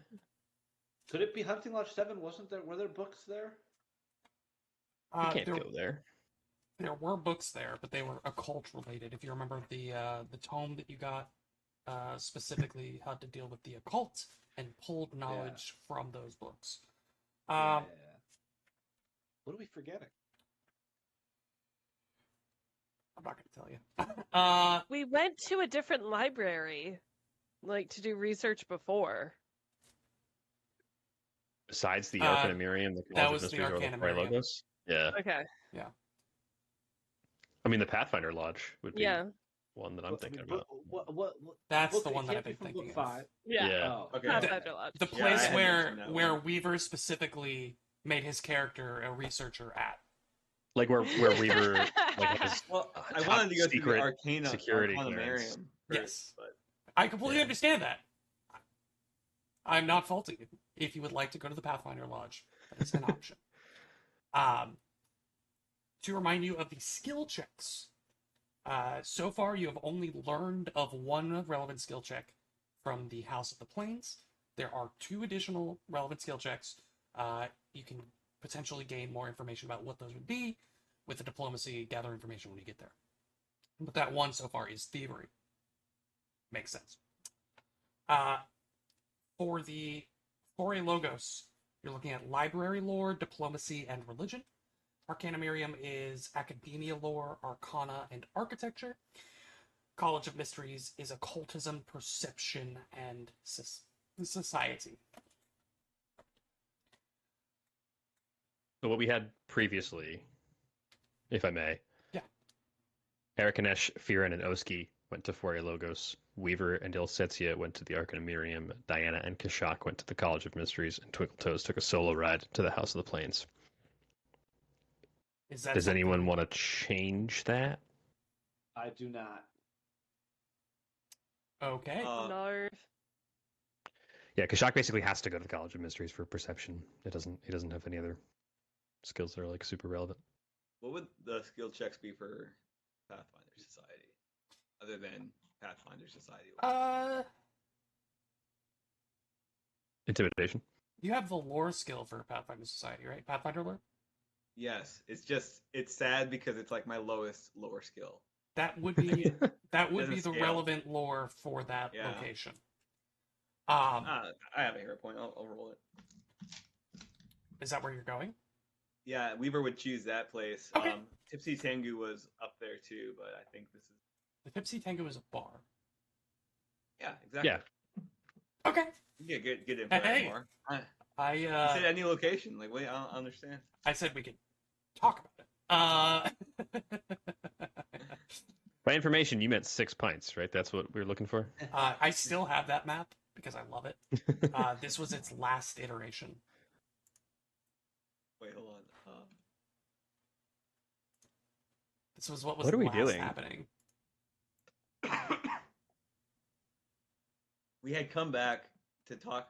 Was this like right before the Princess Petals like death match? I couldn't even tell you. No, Oski's here. Yeah. And Oh, Bastar's that's fucked true. up. Yeah, This is way book after 3, that. right?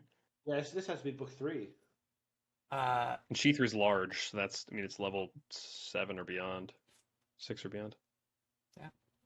I don't know what this was for. Genuinely. This was Yeah, I just have the no last idea what we're doing. iteration. Okay, so why don't we start at Pathfinder Society Lodge? You're using Pathfinder lore? Yes, and I think Weaver would go by himself. Elsesia Yes. would probably go to. You are also welcome to roll a diplomacy, not as part of the downtime, to determine what other relevant skill checks would be, and I will give you a bonus because, like, you've got coworkers there. Okay.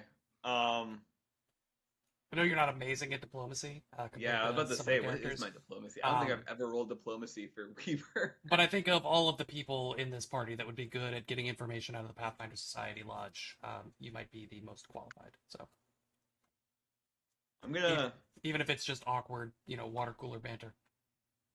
I think I'm gonna trust Weaver's instinct and expertise in navigating through the Pathfinder Society, and I'm just gonna go straight for the roll with Pathfinder. Okay. It's not a bad roll. That is a solid 40. Let's do the 4A Logos next. Who's there? Erikanesh, Farron, and Oski. Erikanesh, Firin, and Oski. So that's going to be Library Lore, Diplomacy, Religion. Jack, I'll remind you that Erikanesh's Diplomacy is a plus 34.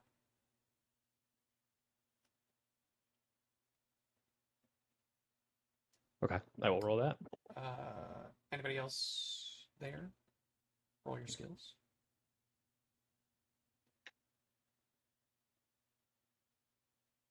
Wait, did you say Diana's here?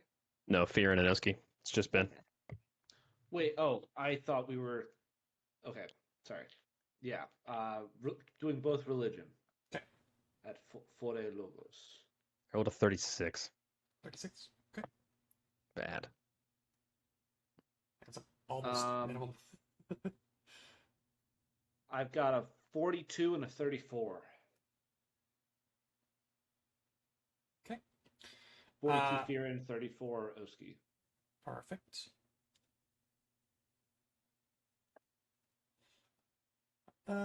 Next up is Arcana Miriam. That would be Elsesia, and she's rolling Arcana. Is that Diana too? Diana's with Kashak at the College of Mysteries. Thank you. We're next. I'm glad Jack wrote this down because I didn't. I'm here. I'm here. I rolled the same number. Okay. Thankfully her Arcana is higher. That's gonna be 47. Oh yeah. Okay. And finally, College of. Oh no, not finally, but College of Mysteries. That's Diana. All right. That's going to be. This is Academia society, Lore- right? Or sorry, Occultism Perception Society. Kashak's got a 49 perception in the College of Mysteries. Okay. That is a 45 society. Oh, yeah. Okay. And then finally, Twinkle Toes at the House of the Plains. So far, you only know about thievery. You can roll diplomacy to attempt to learn more about what checks might Alright. be relevant. I can roll. This is outside of the downtime activity. This is just a regular roll to determine what Okay. checks might be helpful in research. You said diplomacy Diplomacy. to find it? Okay.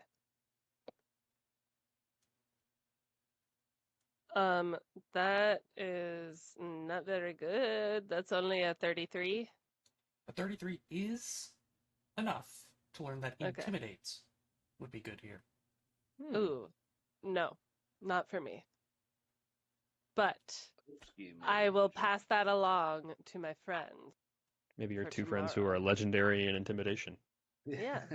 Your big, scary Um, green friends. There's I a- am just cute.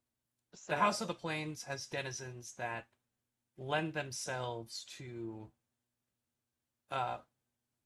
producing information under the right societal pressures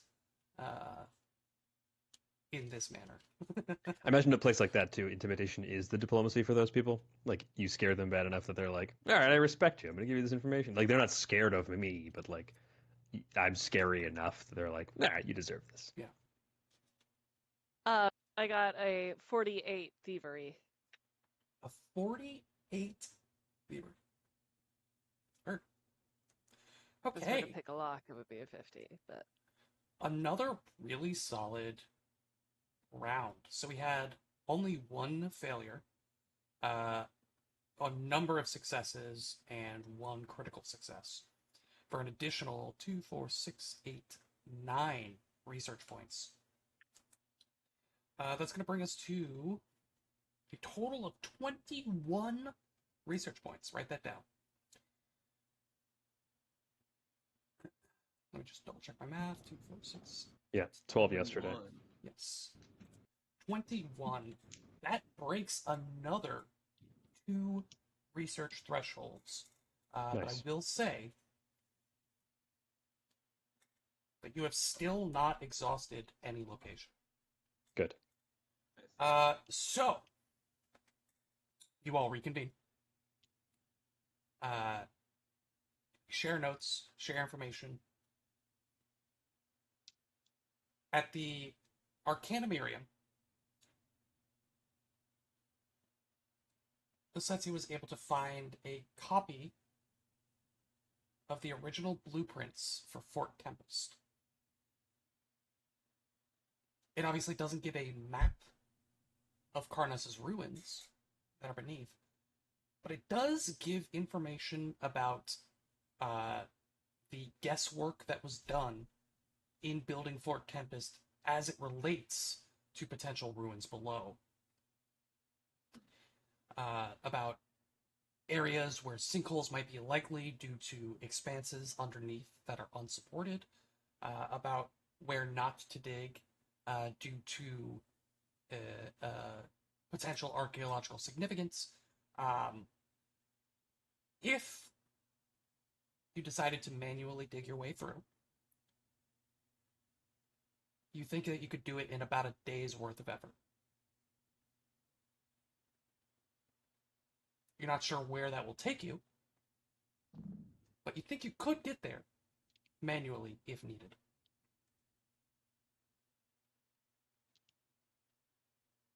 Additionally, at the College of Mysteries,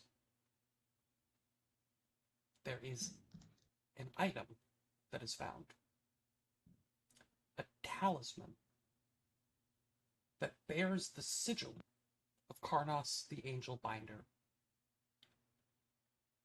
The talisman itself is not magical, but there is an attached note that indicates that Karnas protected his most favored minions from his devastating spells by gifting them such an item. Mm.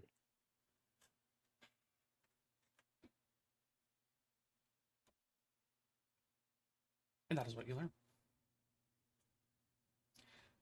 You all reconvene. Diana takes the second of the 2 half sessions for this tattoo.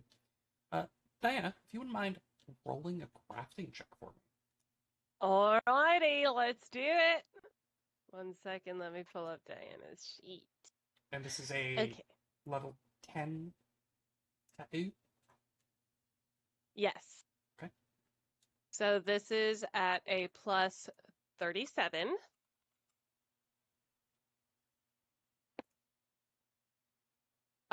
That'll be a dirty 50.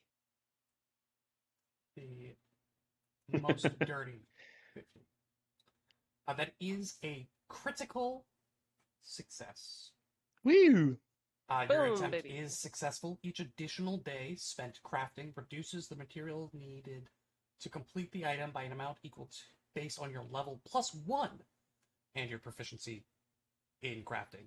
So it means instead of now decreasing the amount by 130 gold per day, if you spend an additional, one full downtime activity, split into two in this case, you would decrease the price by 200 per downtime activity. Again, down to a minimum of 50% of the base value. We just need Cool. 4 more half-day sessions. So the way this and- works, is you could cash in the remaining price of the item and have the effect, have the tattoo, it's done. Or work 1 more day, 2 more days, however many you want or think you have time for. Because remember, if you don't declare it done at the end of the day and you guys get into trouble, it's not done yet. And each downtime activity, again, 200 down instead of just 130 now. What's the total cost on that item? 900 gold.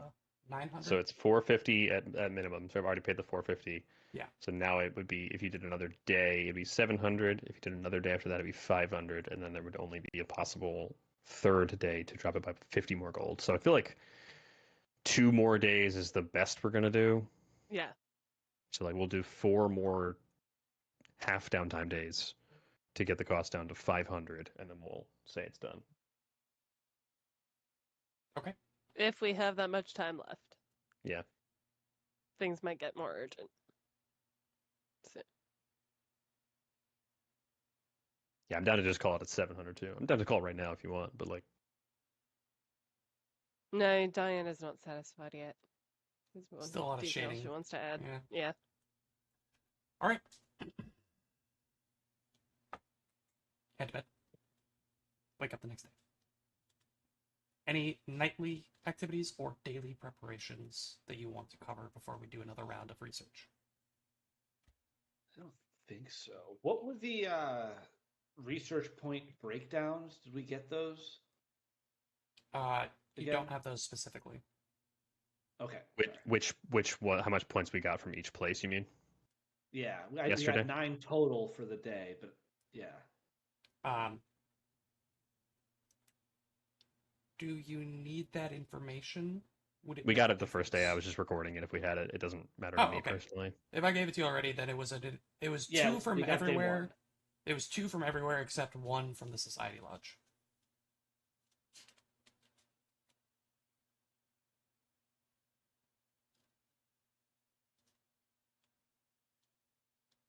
Nice. Not quite as much crushing it on the second day, but still a good, It's all healthy good. spread.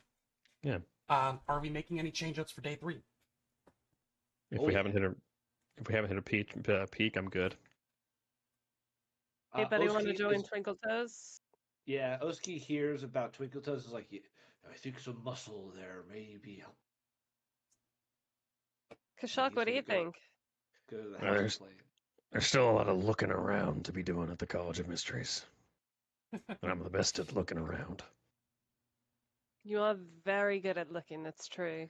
But once we exhaust all that looking around, I'm coming to scare some people. All right. There is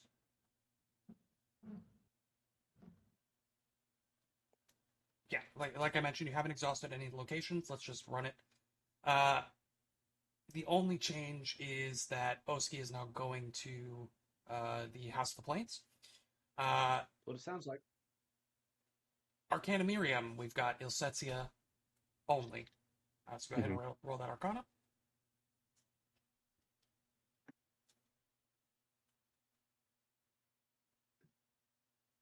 Dan? Do we still have Dan? I'm We sorry. do have Dan. Yeah. Arcana. You look frozen. Sorry, I was responding to a message. Yes, Arcana for Weaver. For Ilsetia. Ilsetia, thank you. Okay, I'm not joking. I just rolled 3 13s with this same dice in a row. I've rolled like 3 13s too. Lucky 13. I got another 47 for Elsatia. Okay. For a Logos. Erikanesh has a 51 diplomacy.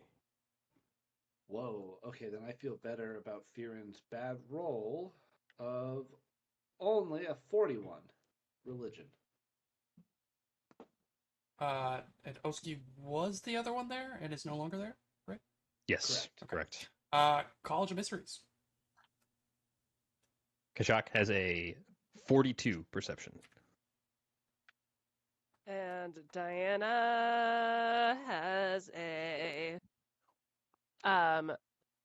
46 society. Okay. House of the Plains. Twinkle Toes, you can roll a diplomacy if you choose to do so to learn the final skill check. Yeah, I'll do it. Do it, dog. Same with Oski, Oh, if he sorry. so decided. That was super cocked. You got 2 hero points, man. Sure, yeah, I'll hero point, but I just rolled because it's natural 4. Is this the Intimidate This that you're is- rolling? Yes. The diplomacy is a 32. 32? I'll that also is- roll the diplomacy. Of course, the diplomacy is a great roll. God damn it. That's a 39 diplomacy. 39. That's going to be Underworld lore for the last. Mm. Oh. Shoot, I should have Both I knew I should have taken that. metaphorically and literally in this case. I got a 47 thievery again. Oh no, I got a 48 last time. 47. Oh, I was 40. looking at the wrong character. It wouldn't have mattered. We already got it. Yeah. What was your total on- 42. Your Intimidate. 42 intimidation. Perfect. We were mentally in the same spot when we were talking over each other. And then finally, the Society Lodge with 1 L Weaver. La Mystica. All right, if I roll another 13, I'm gonna yell. Yikes! Yeah, definitely not a 13. I don't think it was a 13. That'll Hero do this. point. I'm gonna do Yeah. a hero point for that one. Yeah. Yeah. Wow, a lot better. All right, let's see. This is gonna be a total of 44. On PF lore? Yes, PF Okay. floor. PF chain. BF Chang's lore. Sounds delicious. Sure. You Okay. remember the old orange chicken recipe that was much better than the new one? Back with all that MSG. Back when we were a society.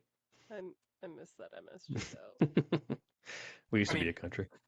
It's not illegal. It's still available. Yeah. Yeah, but I where? miss that pre-packed MSG. Kmart. They don't call it MSG in stores anymore. They Or sell these H-Mart, bottles that excuse me. say they sell these bottles that say liquid seasoning improves the taste. And so I always ask my wife if she would like me to add some liquid seasoning that improves the taste to her food. That's funny. It's really, really, really funny. A total of 11 Woo! research points. Hell yeah. Boom, baby. Nice. 1, 2, 3, 4. 2 at the Arcana Miriam, 3 at Foray Logos, 2 at the College of Mysteries, 3 at the House of the Plains, and then Nice. 1 at the Society Lodge. Nice. You did not max out any of the locations, What? It's crazy. Wow. but you did max out the total number of research points that you needed for the Oh, Sick. final tier. I have some thoughts on the research system. Now that we're done with this, and we'll do it again this campaign, I think considering we crushed every single one of these checks, and Yeah.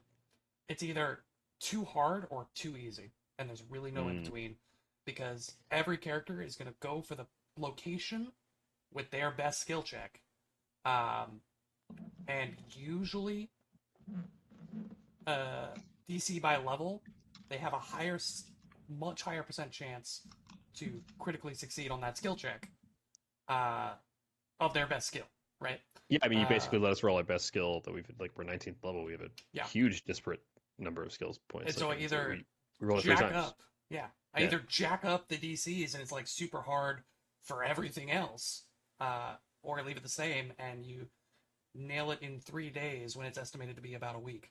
I just can't believe we didn't max out any of the locations. Yeah. Like, not forcing us to switch at any point is crazy. Yeah, I mean, so the book is pretty clear. Like, it's Absalom. You can find information everywhere. Yeah, that's true. It gives you enough points in the Foray Logos, the Arcanumerium, and the College of Mysteries to get everything. But if you have other locations that you want to do, on top of that, and they're reasonable, which these were, then it works. And, then you just have a larger total pool to work with for the set amount of research needed. Jack, you can read, right? Yes, I can. Yeah. Yeah, you specifically, not Yeah, Kashak can't. not your character. Yeah, Right. Kashak is not a legendary decoder. Legendary Codebreaker. That's what I Diana is asking him to get a book every 5 minutes, and he is looking for the exact description of that book. And that's what his perception skills are useful for at the College of Mysteries. in the Foray Logos. The group finally comes across an old, tattered, beaten leather journal in the back corner of the back room of the back section of the library.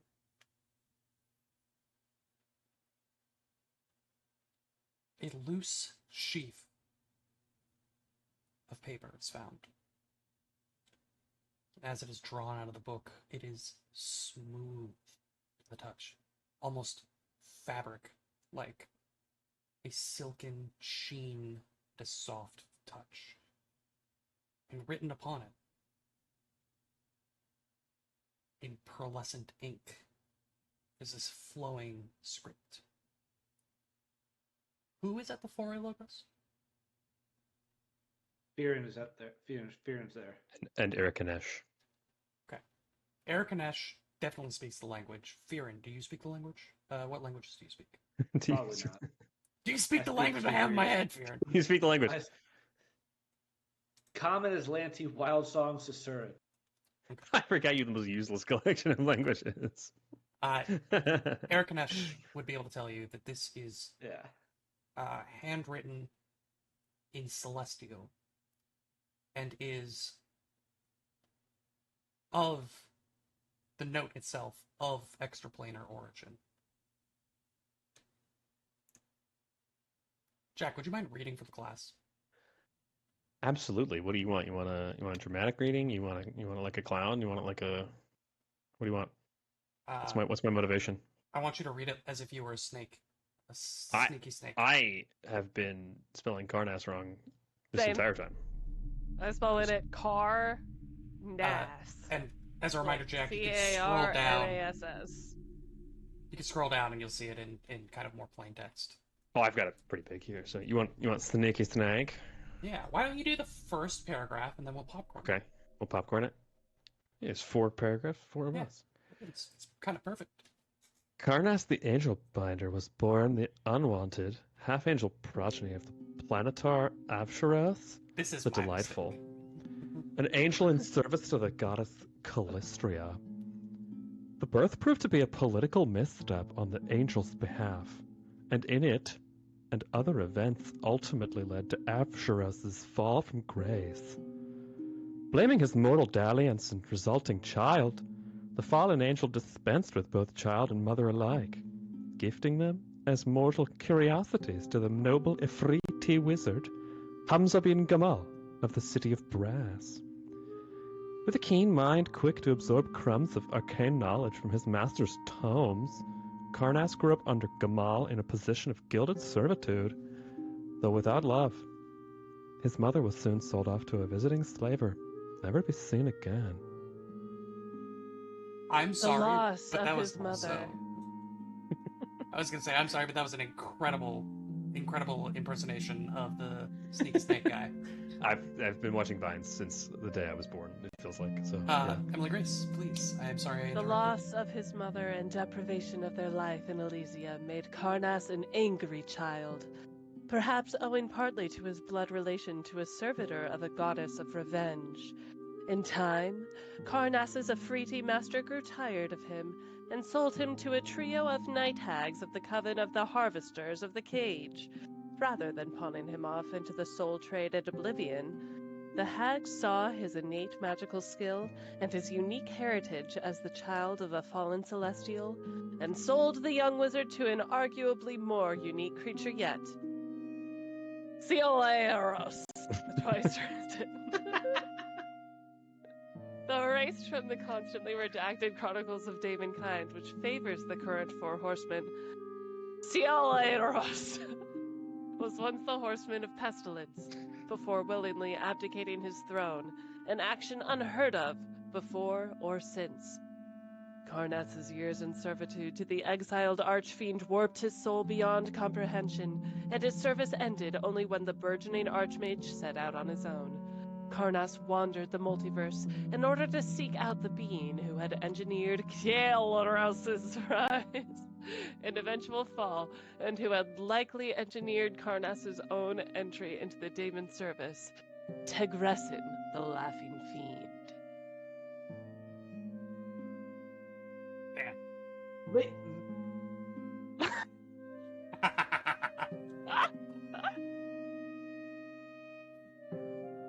Yeah, you're muted. Thank you. Making his way into the titular demiplane, Arnis found him seated atop a pile of glowing soul gems, patiently waiting, as he did with all visitors, to offer them their greatest wish with a twisted and terrible cause. Karnas entered into a bargain knowingly and willingly, fully aware of the fiend's nature as a godlike creature of light. This bargain was simple: revenge against the planeter who abandoned him and his mother and denied him the Elysian paradise of youth. The Laughing Fiend smiled and gifted Karnas the Radiance. with the radiant spark, Karnas's vengeance upon his father was swift and terrible. Left to his own devices, Karnas would have retired to magically provided luxury, content to torment angels in perpetuity, except for a century later, in 1619 AR, the Laughing Fiend demanded repayment in the form of Absalom's Starstone. Karnas never intended to take the test of the Starstone. He meant to physically provide to Tegressin. Although he arguably came much closer to success than many would-be conquerors of Absalom, Karnas still failed, and with his death imminent, Tegressin claimed his puppet as payment, though the Laughing Fiend pointedly left his malignant artifact behind on Golarion.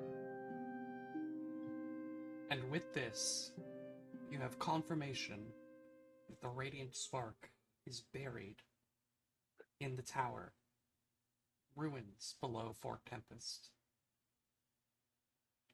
Due to the extensive research that you've done on Karnas and his life and his Radiant Siege, Weaver and those of you who have the ability to teleport feel as though you could teleport to the ruins below with some degree of success. Ayo. When Okay. rolling the D100 percentile for the mischance on a teleport, you will add 30 to the result for the number of research points that you have gained. Wow. Cool. Holy moly. We had 30 or 32 because we got 32 research 30. points. Yeah. There's a cap at Okay. 30. Heard.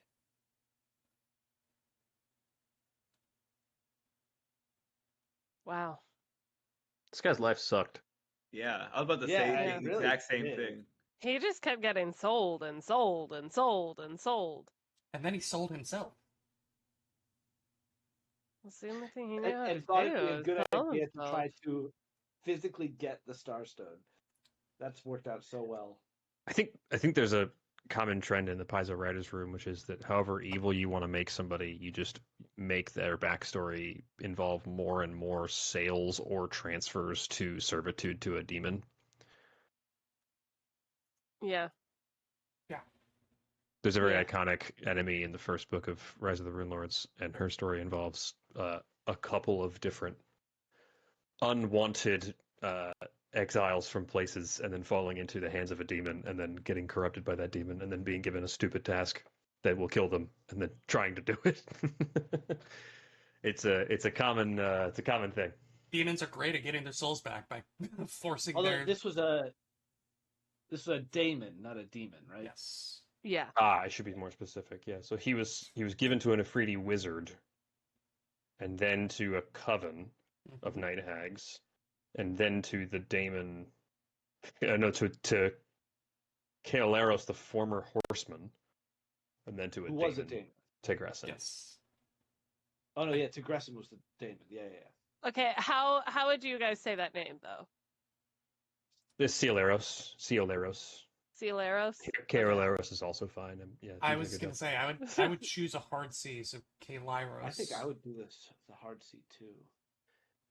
Kaeleros I liked. Kaeleros I did not think was necessarily as correct. Maybe it is. I don't know. I don't speak the dialect. So. I just, I didn't know you speak it was Daemonic? coming, and so Maybe it's the more regional dialect that has that The pronunciation. more- that's demonic pronunciation. The That's more like how Kaeleros would say his own name. You know? Yeah. It's not for me, but I mean, I try to be respectful of cultures.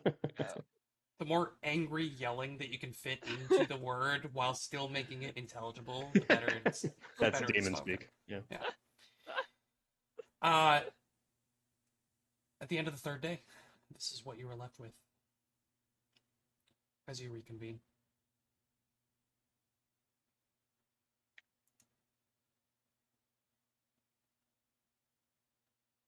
This is a lot for us to take in, I'm sure. Yeah, so So you bring this back to the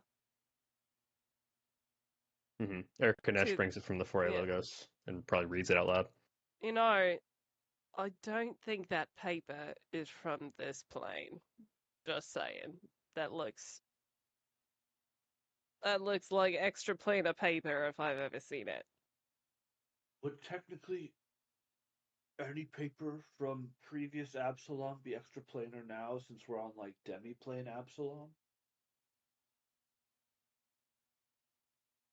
Not yet, but maybe if we continue to let this happen, yeah. So is what's happening here? We still don't know much about the Bloodspire. We know though that under Fort Tempest is where the ruins of Karnas's siege tower fell, and where this artifact, the Radiant Spark, potentially is. Mhm. And we care about that because of reasons. What do we know about the Radiant Spark? We remember that this was there was a thing that Karnas used that we could try to defeat the King of the Maelstrom with, in a big sense, but we don't know much about what it does. Yeah, I'm glad you asked. The Radiant Spark. It was used to bind extraplanar creatures, or specifically angels, to his service. but it works on all extraplanar creatures. So celestials, devils, angels, monitors, daemons, demons, proteans. Yeah. Azadas. Anything not of Galarian, of a far outer plane. And we care about that because why?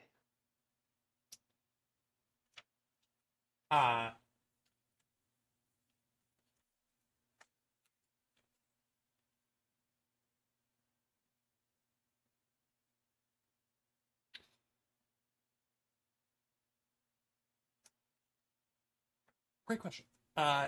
Between Ilsetia and Erkanesh and your observations would all come to the conclusion that some kind of bargain was made between Olansa and Norgorber to enact this ritual with Absalom as payment. In return, Olansa has received some kind of divine empowerment. Some divine and would now gift. be considered an extraplanar entity? That is the implication. I apologize if I did not make that clear. And also, by extension, like, she's using Astrodaemons to fight for her. Yeah. So, like, if we could just use this Radiant Spark and blast all those nerds into oblivion, and then just fight her directly, that would make it a lot easier for us. There is a correlation between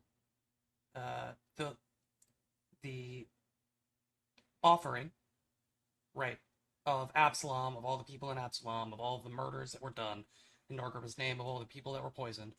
Like, if you're imagining scales, right, of all of that, she is getting a requisite reward of divine empowerment from Norgorber directly, which inherently A lot. makes her quote-unquote celestial in the sense that she would become an extraplanar being due to that divine empowerment. Yeah, like, there's only so much strength that a mortal can carry. Yeah. And it would be an exceptionally higher amount than that for her to be able to do the things that she's doing, which means that, like, at the very least, the Radiant Spark would do something to her, regardless of whatever creature she might be classified at these days. On top of that empowerment, she has Cane of the Maelstrom, this alternate artifact of magical power. Without something to combat the divine gift from Norgorber, you're gonna have a bad time. Yeah. Agreed. And there's this like godlike artifact just like under a fort. Let's go get that. You know what I mean? Yeah. Let's go do that thing that we definitely should have done thousands of years ago. Have you heard of MacGuffin, my friend? Yeah, I don't want to get. Nobody's mad about MacGuffin. MacGuffins I don't want to get too deep into the meta plot devices here, but you were given a problem. Somebody offered a solution. That solution is Radiant Spark shaped. Yeah, I agree. Are we going tomorrow? I think so. I think so. I think we should go ASAP. All right, Diana, let's call this tattoo done. I'll pay the full price. Well, Yeah, something let's like do that. one more half session. Knock another 100 gold off. I don't think that's how that works. Correct. Well, what do That's you not say? how that works. Damn.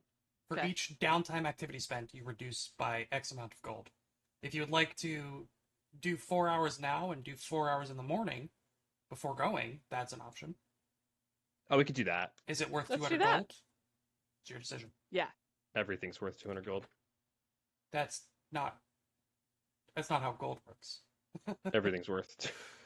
Everything. Let's make this sheet This that I loaf made of way bread, easier. 200 gold. Yeah, this 10th Rajas rank scroll of and True Zora. Resurrection is the same Just as a loaf 200 of G's, bread. baby. Makes the barter economy super easy. One object for one object. That's what I say. Always. It's like a weird, distorted socialism. where, Make like, rice farmers the richest people in ever in history. You bed Why down. does a grain of rice cost the same as a bowl of rice? It doesn't make any sense.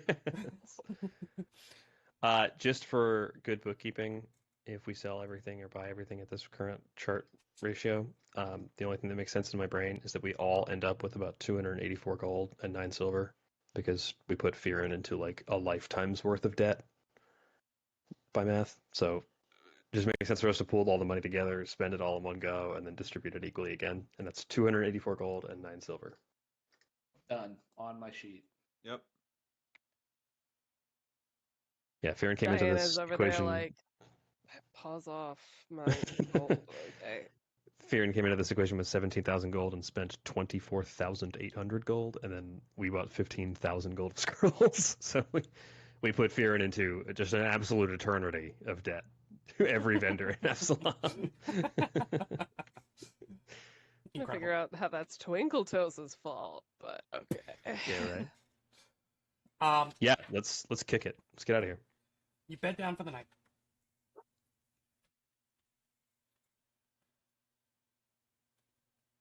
At about 3 a.m.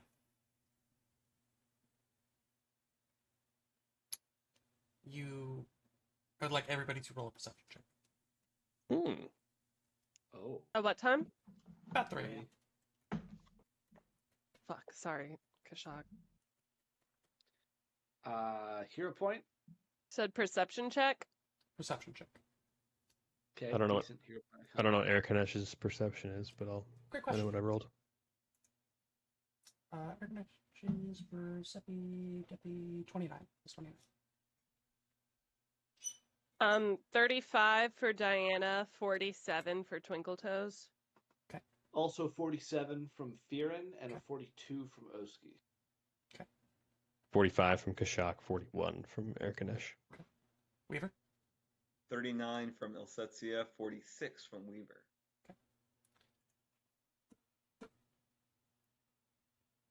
We'll say. I'm assuming this is like the bunk area back here. Tell me if I'm wrong. Sure. Oh, the layout is completely different than this, but sure. I unfortunately don't have a map for any other different layouts. Those of you who rolled a 45 or higher on your perception checks are come to a soft awakening as, you know, something in that back of your mind perception while you're still asleep picks up that the door. Somebody opened the door leading out of the hideout.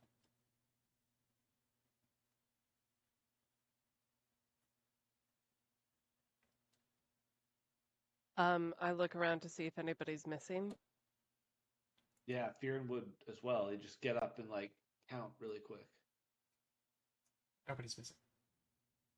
I think we all see that we get up at the same time, and it's like, holy shit, what? Yeah, I mean Fearin would like sprint to the door. Cool. You would round this proverbial corner, and you would see 5 Starwatch agents staring back at you with clubs drawn. Everyone up! That's what Fearin would say. He would just say, "Everyone up!" We will They find us! roll initiative, and I'm glad you asked, Emily Grace, because I had each of you roll a stealth check at the beginning of this round of research. And not everybody passed. You had been Like a secret clocked. stealth check? No. You can roll back the tape, buddy. You Oh, had been- round is in like the start of the research. of the start of the research. So last session. Yeah.